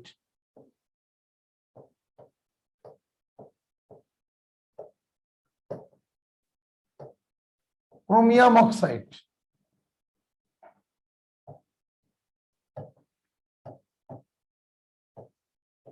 ক্রোমিয়াম অক্সাইডের ক্লাস দিয়ে তৈরি। তাহলে বলছি অ্যালুমিনিয়াম ও ক্রোমিয়াম অক্সাইডের ক্লাস দিয়ে তৈরি একটা দণ্ড, এটাকে বলা হয় রুবি দণ্ড। রুবি দণ্ড এইরকম একটা দণ্ড। এটা কি দিয়ে তৈরি হয়েছে? অ্যালুমিনিয়াম আর কি? ক্রোমিয়াম অক্সাইডে। ওকে, এটা তোমাদের যে নোটটা আছে ওখানেও দেখতে পাবো, এখানে দেওয়া আছে। এটাতে এক পাশে ফুল রূপায়িত করা হয়, মানে প্রলেপ দেওয়া হয় পুরোটাই। এক পাশে অর্ধেক, এক পাশে এটা অর্ধেক অর্ধেক প্রলেপ দিছি, আর এই পাশে পুরোটাই প্রলেপ দেওয়া হয়েছে। আচ্ছা, এবার একটা ঝলক বাতি দিয়ে একটা ঝলক বাতি দিয়ে এটাকে রূপা দিয়ে প্রলেপ দিছি, এটা আর এটা অর্ধেকটা প্রলেপ দিছি রূপা দিয়ে।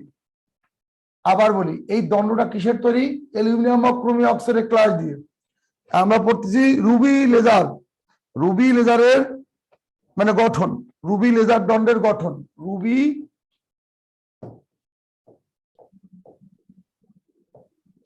লেজার দণ্ডের গঠন।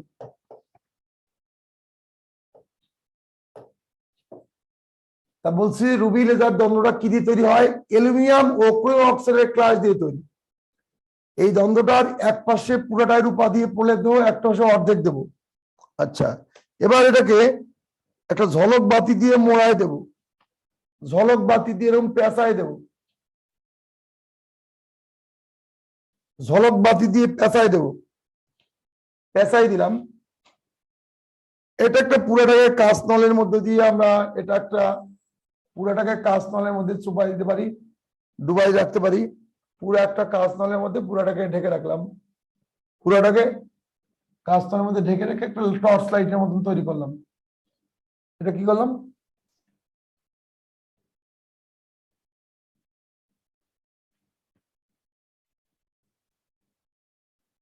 এই তাহলে এটা হচ্ছে সম্পূর্ণ রূপায়িত, রূপাদি, রূপায়িত না রূপায়িত বলি শব্দটা, রূপায়িত। এটা হচ্ছে অর্ধেক, অর্ধ রূপায়িত। আচ্ছা, এবার আমরা করব কি, এই যে এইটা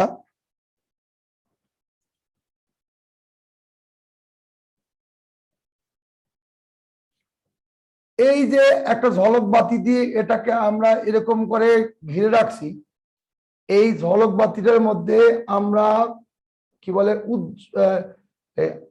বিদ্যুৎ সরবরাহ করব।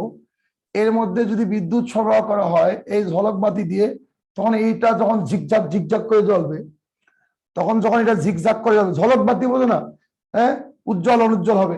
এই ঝিকঝাক ঝিকঝাক করে যখন এই দিক দিয়ে জ্বলবে, জ্বলার সময় এই রুবি লেজার থেকে তখন এই দণ্ড থেকে রুবি থেকে তখন ওই লেজার রশ্মি বের হবে, তখন লেজার রশ্মি বের হবে। তখন লেজার রশ্মিটা সোজা করে দিই,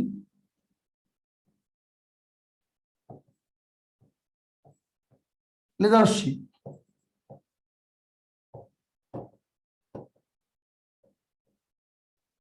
পরীক্ষা আসবে একটি রুবি লেজারের গঠন বর্ণনা করো। তা বলো রুবি লেজার দণ্ড তৈরি হয় অ্যালুমিনিয়াম ও ক্রোমিয়াম অক্সাইডের ক্লাস দিয়ে। এই রুবি লেজার দণ্ডের এক প্রান্ত সম্পূর্ণ রৌপ্যায়িত থাকে, অন্য প্রান্ত অর্ধেক রৌপ্যায়িত থাকে। পুরাটাকে একটা কাঁচ নলের মধ্যে ঢুকায় রাখি, কাঁচ নল। এবার এই রুবি লেজারটাকে রুবি লেজার দ্বন্দ্বটাকে একটা উজ্জ্বল অনুজ্জ্বল আলো সৃষ্টি করার জন্য একটা ঝলক বাতি দ্বারা মোড়ায় রাখি। এবার যদি এইখানে তোমার বিদ্যুৎ সরবরাহ করা হয়, এই ঝলক বাতির মধ্যে বিদ্যুৎ সরবরাহ করা হয়, এই ঝলক বাতি যখন এখন উজ্জ্বল অনুজ্জ্বল হবে, তখন রুবি দণ্ড থেকে লেজার রশ্মি নির্গত হবে। এইভাবে রুবি লেজার দণ্ড থেকে কি বলে লেজার রশ্মি উৎপন্ন হয়। আশা করি বুঝতে পেরেছো আমার কথা কি? হ্যাঁ বলো, আবার একটু গঠনটা বলেন। গঠন তো তিনটা শব্দে শেষ, এটা হচ্ছে রুবি লেজারের গঠন।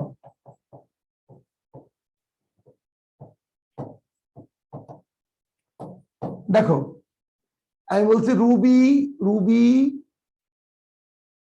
দণ্ডটা কি দিয়ে তৈরি? অ্যালুমিনিয়াম ও ক্রোমিয়াম অক্সাইডের ক্লাস দিয়ে।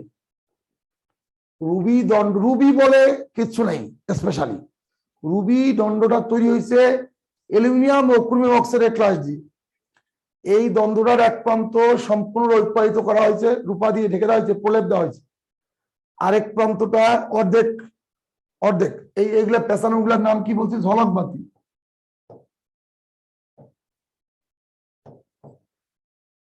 এবার রুবি লেজার দণ্ডটাকে একটা ঝলক বাতি দিয়ে মোড়ানো হয়েছে, পুরাটাকে একটা কাঁচ নলের মধ্যে ঢুকে রাখছি। এবার এই এই ঝলক বাতির মধ্যে যদি বিদ্যুৎ সরবরাহ করা হয় কোন সিস্টেমের সাহায্যে, ব্যাটারি দিয়ে হোক আর যেমনি হোক, তাহলে এই ঝলক বাতির দিয়ে বিদ্যুৎ সরবরাহ করা হয়েছে, তখন এটা জ্বলবে না, উজ্জ্বল অনুজ্জ্বল হবে। ঝলক বাতি ঝিকঝাক ঝিকঝাক লাইট যেগুলো জ্বলে ওইরকম। এইখানে যখন লাইট জ্বলবে তখন এই রুবি দণ্ড থেকে লেজার রশ্মি নির্গত হবে।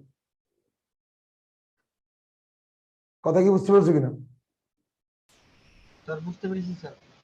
ক্লিয়ার? সহজ।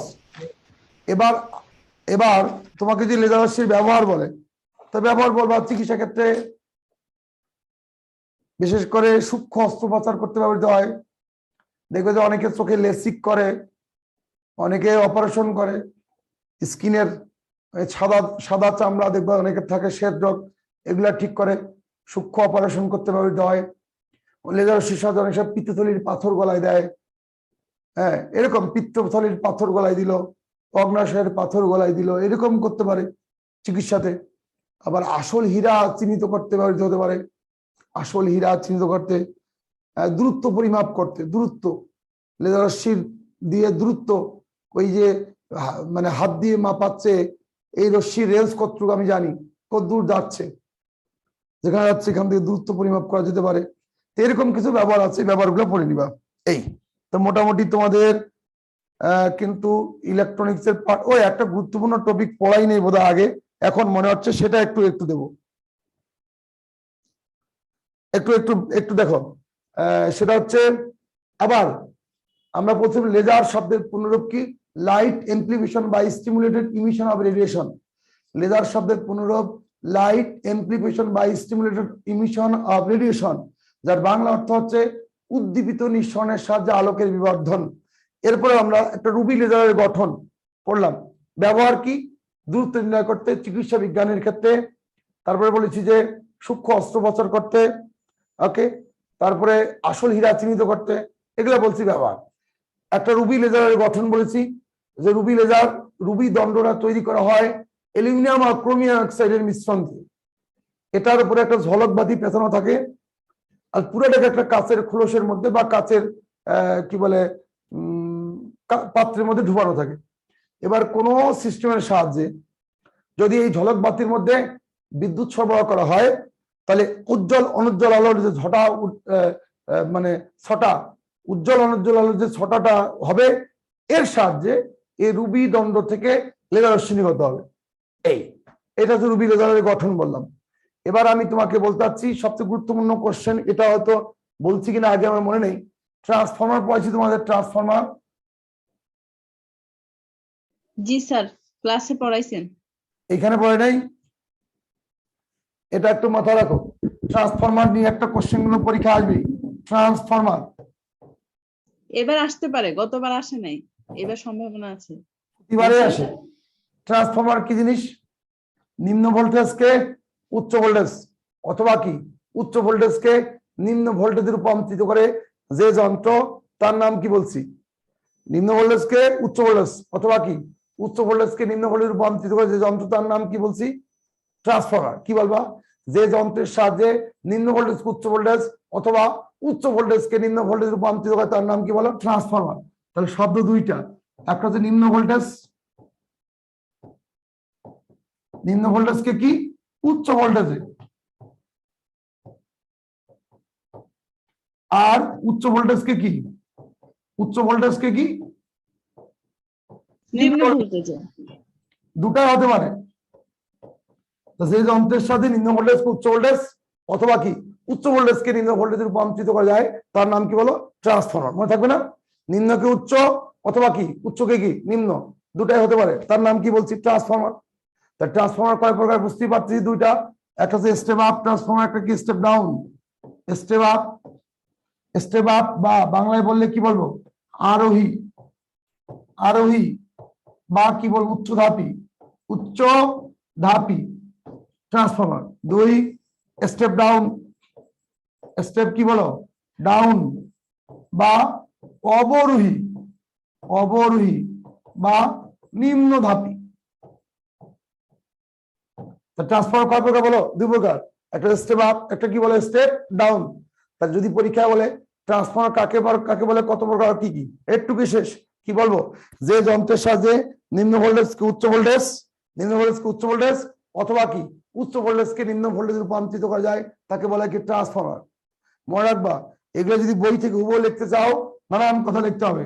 মনে রাখবে এখন গঠন, গঠন ও কার্যপ্রণালী একসাথে দিয়ে দিই। গঠন ও কার্যপ্রণালী, দুটা ট্রান্সফর্মার, একটা স্টেপ আপ একটা স্টেপ ডাউন। গঠন কি কি বলবে সরাসরি, যে ট্রান্সফর্মার গঠনের ক্ষেত্রে, সরি স্টেপ আপ ট্রান্সফর্মার গঠনের ক্ষেত্রে মুখ্য কুণ্ডলীর পাক সংখ্যার চেয়ে গৌণ কুণ্ডলীর পাক সংখ্যা বেশি থাকে, পাক yes। এবং স্টেপ ডাউন ট্রান্সফর্মার করার ক্ষেত্রে, তৈরি করার ক্ষেত্রে গৌণ কুণ্ডলীর পাক সংখ্যা মুখ্য কুণ্ডলীর চেয়ে কম থাকে। তাহলে বলবা কি ট্রান্সফর্মার গঠন, প্রথমে হিটিং ট্রান্সফর্মার গঠন দিয়ে বলবা ট্রান্সফর্মার গঠিত হয় দুই ধরনের কুণ্ডলী দ্বারা, মুখ্য কুণ্ডলী বা প্রাইমারি, আর একটা কি গৌণ কুণ্ডলী বা কি সেকেন্ডারি, দুই ধরনের কুণ্ডলী। তো দেখো এই ক্ষেত্রে আমি তোমাদেরকে বলি ইস্পাতের সাহায্যে কতগুলো পাত এরকম করে ক্রমান্বয়ে থাকে, ইস্পাতের তৈরি কতগুলো পাত অথবা কাঁচা লোহার তৈরি এই। এরপর যদি তুমি দুই ধরনের কুণ্ডলী থাকবে, এটা হচ্ছে একটা হচ্ছে প্রাইমারি, একটা কি বলা সেকেন্ডারি। এটা হচ্ছে ইএস, এটা হচ্ছে ইপি প্রাইমারি, এই পিতে প্রাইমারি এস সেকেন্ডারি। যদি তুমি চিত্রটাকে বানাতে চাও স্টেপ আপ তাহলে মনে করবা এইটা হচ্ছে ইনপুট, বিদ্যুৎ ঢুকবে এই দিক দিয়ে, ঢোকার পরে বিদ্যুৎ ঢুকবে এই দিক দিয়ে ঢোকার পরে আউটপুটে আমি সাপ্লাই বেশি চাই, এই দিকে প্যাচ বেশি রাখবে আর এই দিকে প্যাচ হবে কম, এইটার নাম হচ্ছে স্টেপ আপ ট্রান্সফরমার। ইনপুটে ঢুকবে, আউটপুটে বেশি ভোল্টেজের বের হবে আউটপুট, তাহলে ইনপুটে কম বিদ্যুৎ যাবে, আউটপুটে বেশি বিদ্যুৎ, তার নাম কি স্টেপ আপ ট্রান্সফরমার। তাহলে কুণ্ডলী এটাকে আমরা বলি এনপি, এটাকে বলি NS, which is greater NS, তার মানে কি NP is less than NS, এটার নাম কি স্টেপ আপ ট্রান্সফরমার। তাহলে বলবা ট্রান্সফরমার গঠন মুখ্য কুণ্ডলী, স্টেপ আপ ট্রান্সফরমার গঠনের ক্ষেত্রে মুখ্য কুণ্ডলীর পাক সংখ্যার চেয়ে গৌণ কুণ্ডলীর পাক সংখ্যা বেশি লাগে। যদি উল্টা বলি স্টেপ ডাউন, এগুলা ফ্রি হ্যান্ডে রাখবা, পেন্সিল দিয়ে আঁকবে খালি। তুমি যদি কোনো স্কেল ব্যবহার করতে চাও টাইম চলে যাবে ভাই, টাইম পাবা না, সুতরাং ফ্রি হ্যান্ডে আঁকবা, ছোট করে আঁকবে। তাহলে এক্ষেত্রে এরকম করে তোমার ইপি পি, এই পাশে কি ইয়াস, একই গল্প, এটা এস, এটা কি পি, এইটা ইনপুট, এটা কি আউটপুট, বিদ্যুৎ বের হবে আউটপুট দিয়ে সেকেন্ডারি দিয়ে।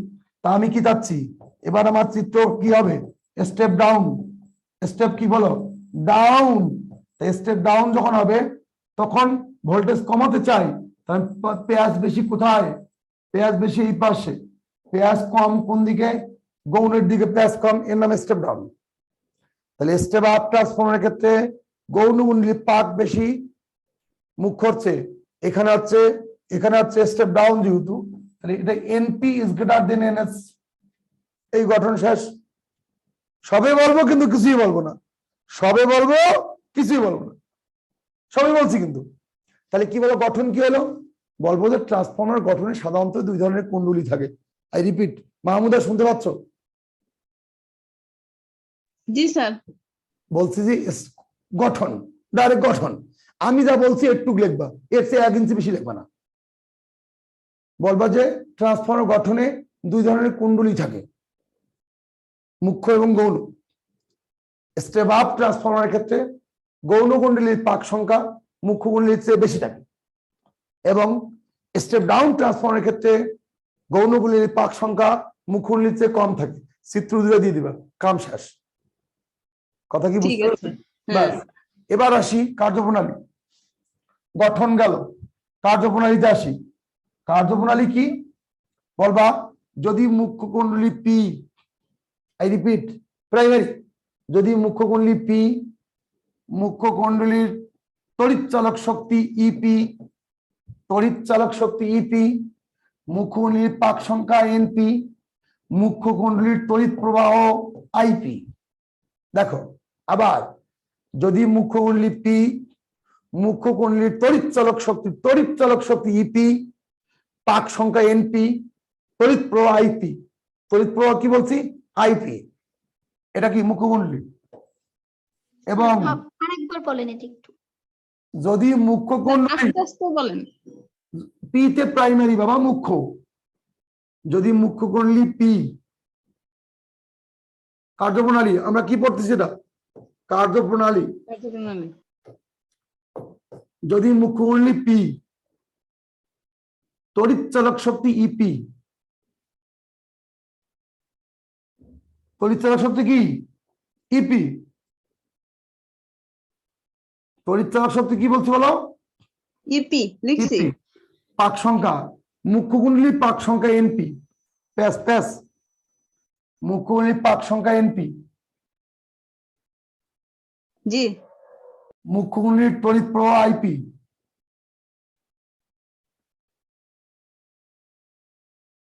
মুখ্য কুণ্ডলীর তড়িৎ প্রবাহ কি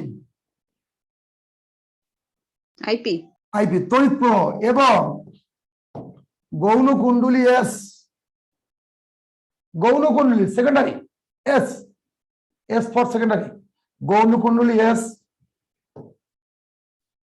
পাক সংখ্যা এনএস, না আগে তড়িৎ চালক শক্তি, গৌণ কুণ্ডলীর তড়িৎ চালক শক্তি ইএস, ইএস, পাক সংখ্যা এনএস, পাক সংখ্যা কি বলছি এনএস, গৌণ কুণ্ডলীর তড়িৎ প্রবাহ আইএস হয়। এতক্ষণ ছিল মুখ্য, এটা ছিল গৌণ। যদি মুখ্য কুণ্ডলীর পি, মুখ্য কুণ্ডলীর তড়িৎ চালক শক্তি ইপি, পাক সংখ্যা এনপি, তড়িৎ প্রবাহ আইপি, এবং গৌণ কুণ্ডলী এস, তড়িৎ চালক শক্তি ইএস, গৌণ কুণ্ডলীর পাক সংখ্যা এনএস, গৌণ কুণ্ডলীর তড়িৎ প্রবাহ আইএস হয়, আইএস হয়, তবে ট্রান্সফরমারের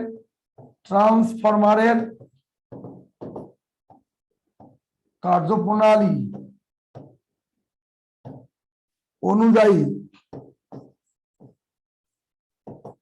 লিখা যায়, কি লিখা যায় ইপি ভাগ ইএস, সূত্র মনে রাখবা এনপি ভাগ এনএস, আর এইবার উল্টা আইএস ভাগ আইপি, ব্যাস দিয়ে একটা সমীকরণ দিবা, এক দিয়ে বলবা 1 নং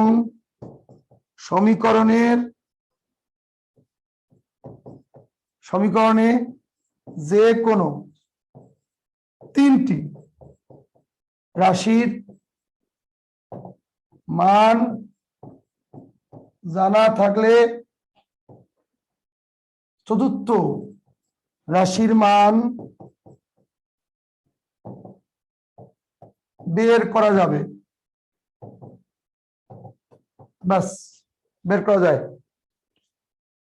আশা করি বুঝতে পেরেছো, ক্লিয়ার ক্লিয়ার আমার কথা কি ভাই? দেখো এটা হচ্ছে কার্যপ্রণালী শেষ, এই সূত্র মনে রাখবা, এখানে কিন্তু এস ওপরে এস ওপরে এস ওপরে, তো ইপি ভাগ ইএস সমান এনপি ভাগ এনএস সমান আইএস ভাগ আইপি। পরীক্ষা আসছে 35 বিসিএস রিটেনে, রাস্তার ধারে ল্যাম্পপোস্টের খুঁটিতে বা রাস্তার ধারে বৈদ্যুতিক খুঁটিতে কোন ধরনের ট্রান্সফর ব্যবহার করা হয় বলো, কোন ধরনের?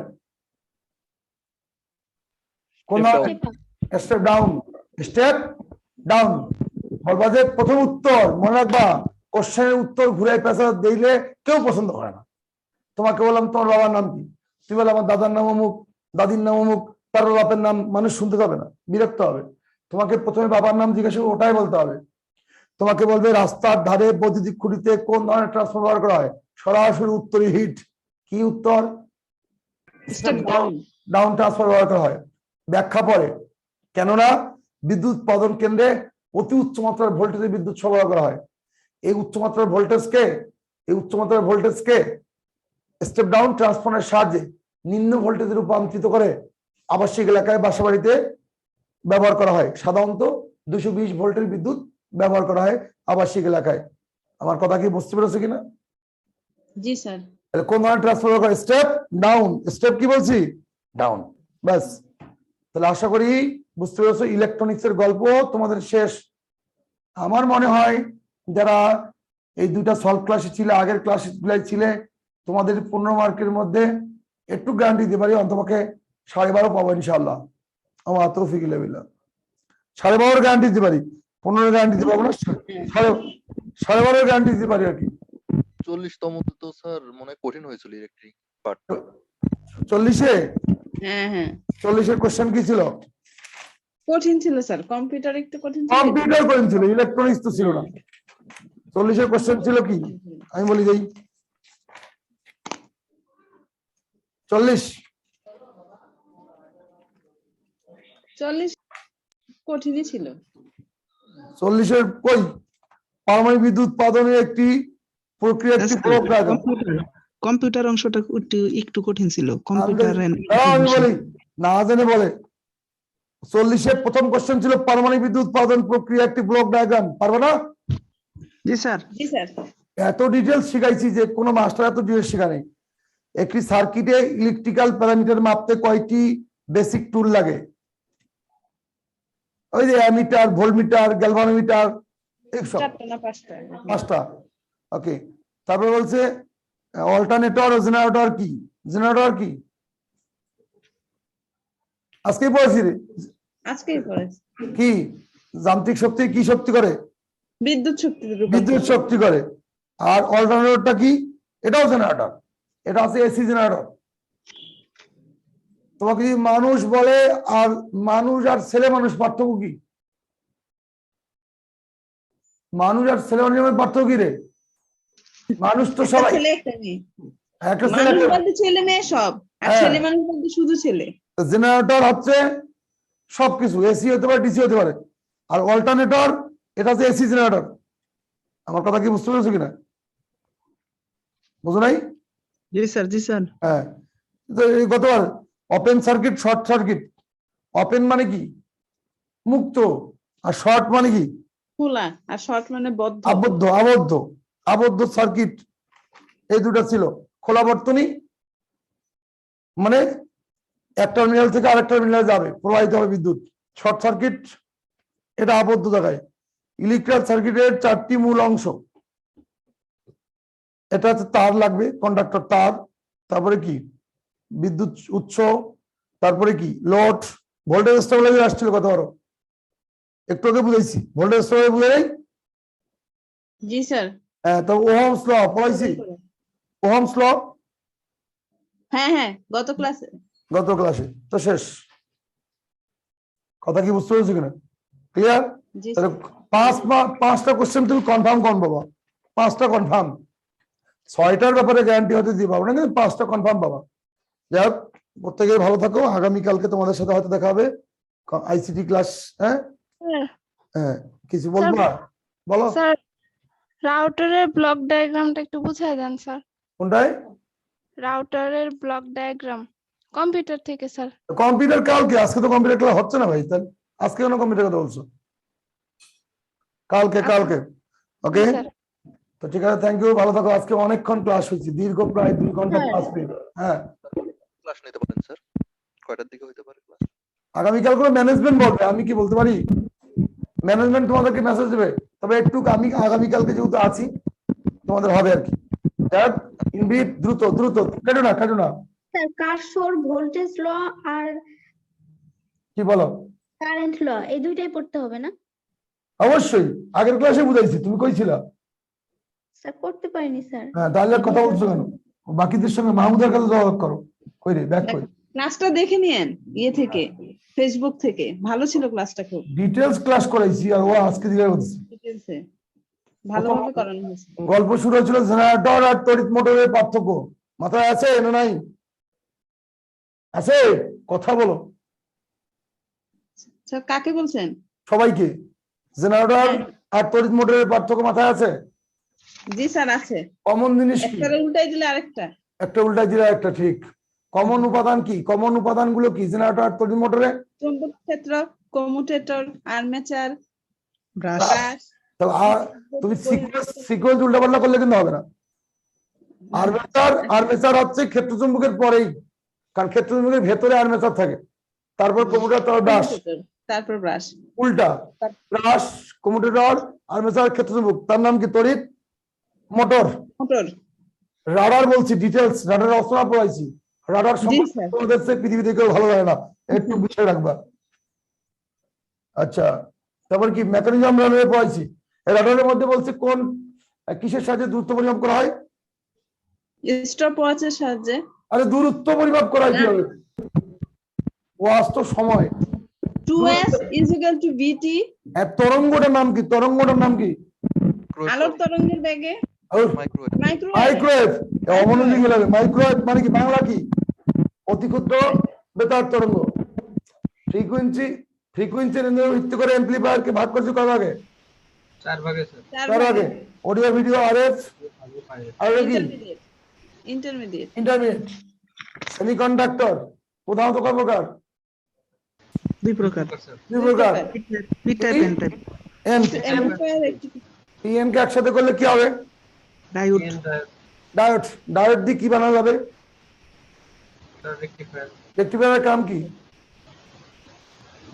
এসি কারেন্ট কে ডিসি কারেন্টে রূপান্তর করে। এটার বিপরীতের নাম কি? অসিলেটর। অসিলেটর। অনেকগুলো ডায়োডকে একসাথে করলে কি তৈরি করা যাবে? রেকটিফায়ার। এই ট্রানজিস্টর। মাহমুদা বিয়ে করছে না রে, নাকি বিয়ে করে নাই? শ্বশুর বাড়িতে আছি। তো শ্বশুর বাড়িতে সব ভুলে আবার কদিন পর আরেকটা বিয়ে করবা ভুলে, তোমার মনে তো আছে? Laser light amplification by stimulate division of radiation.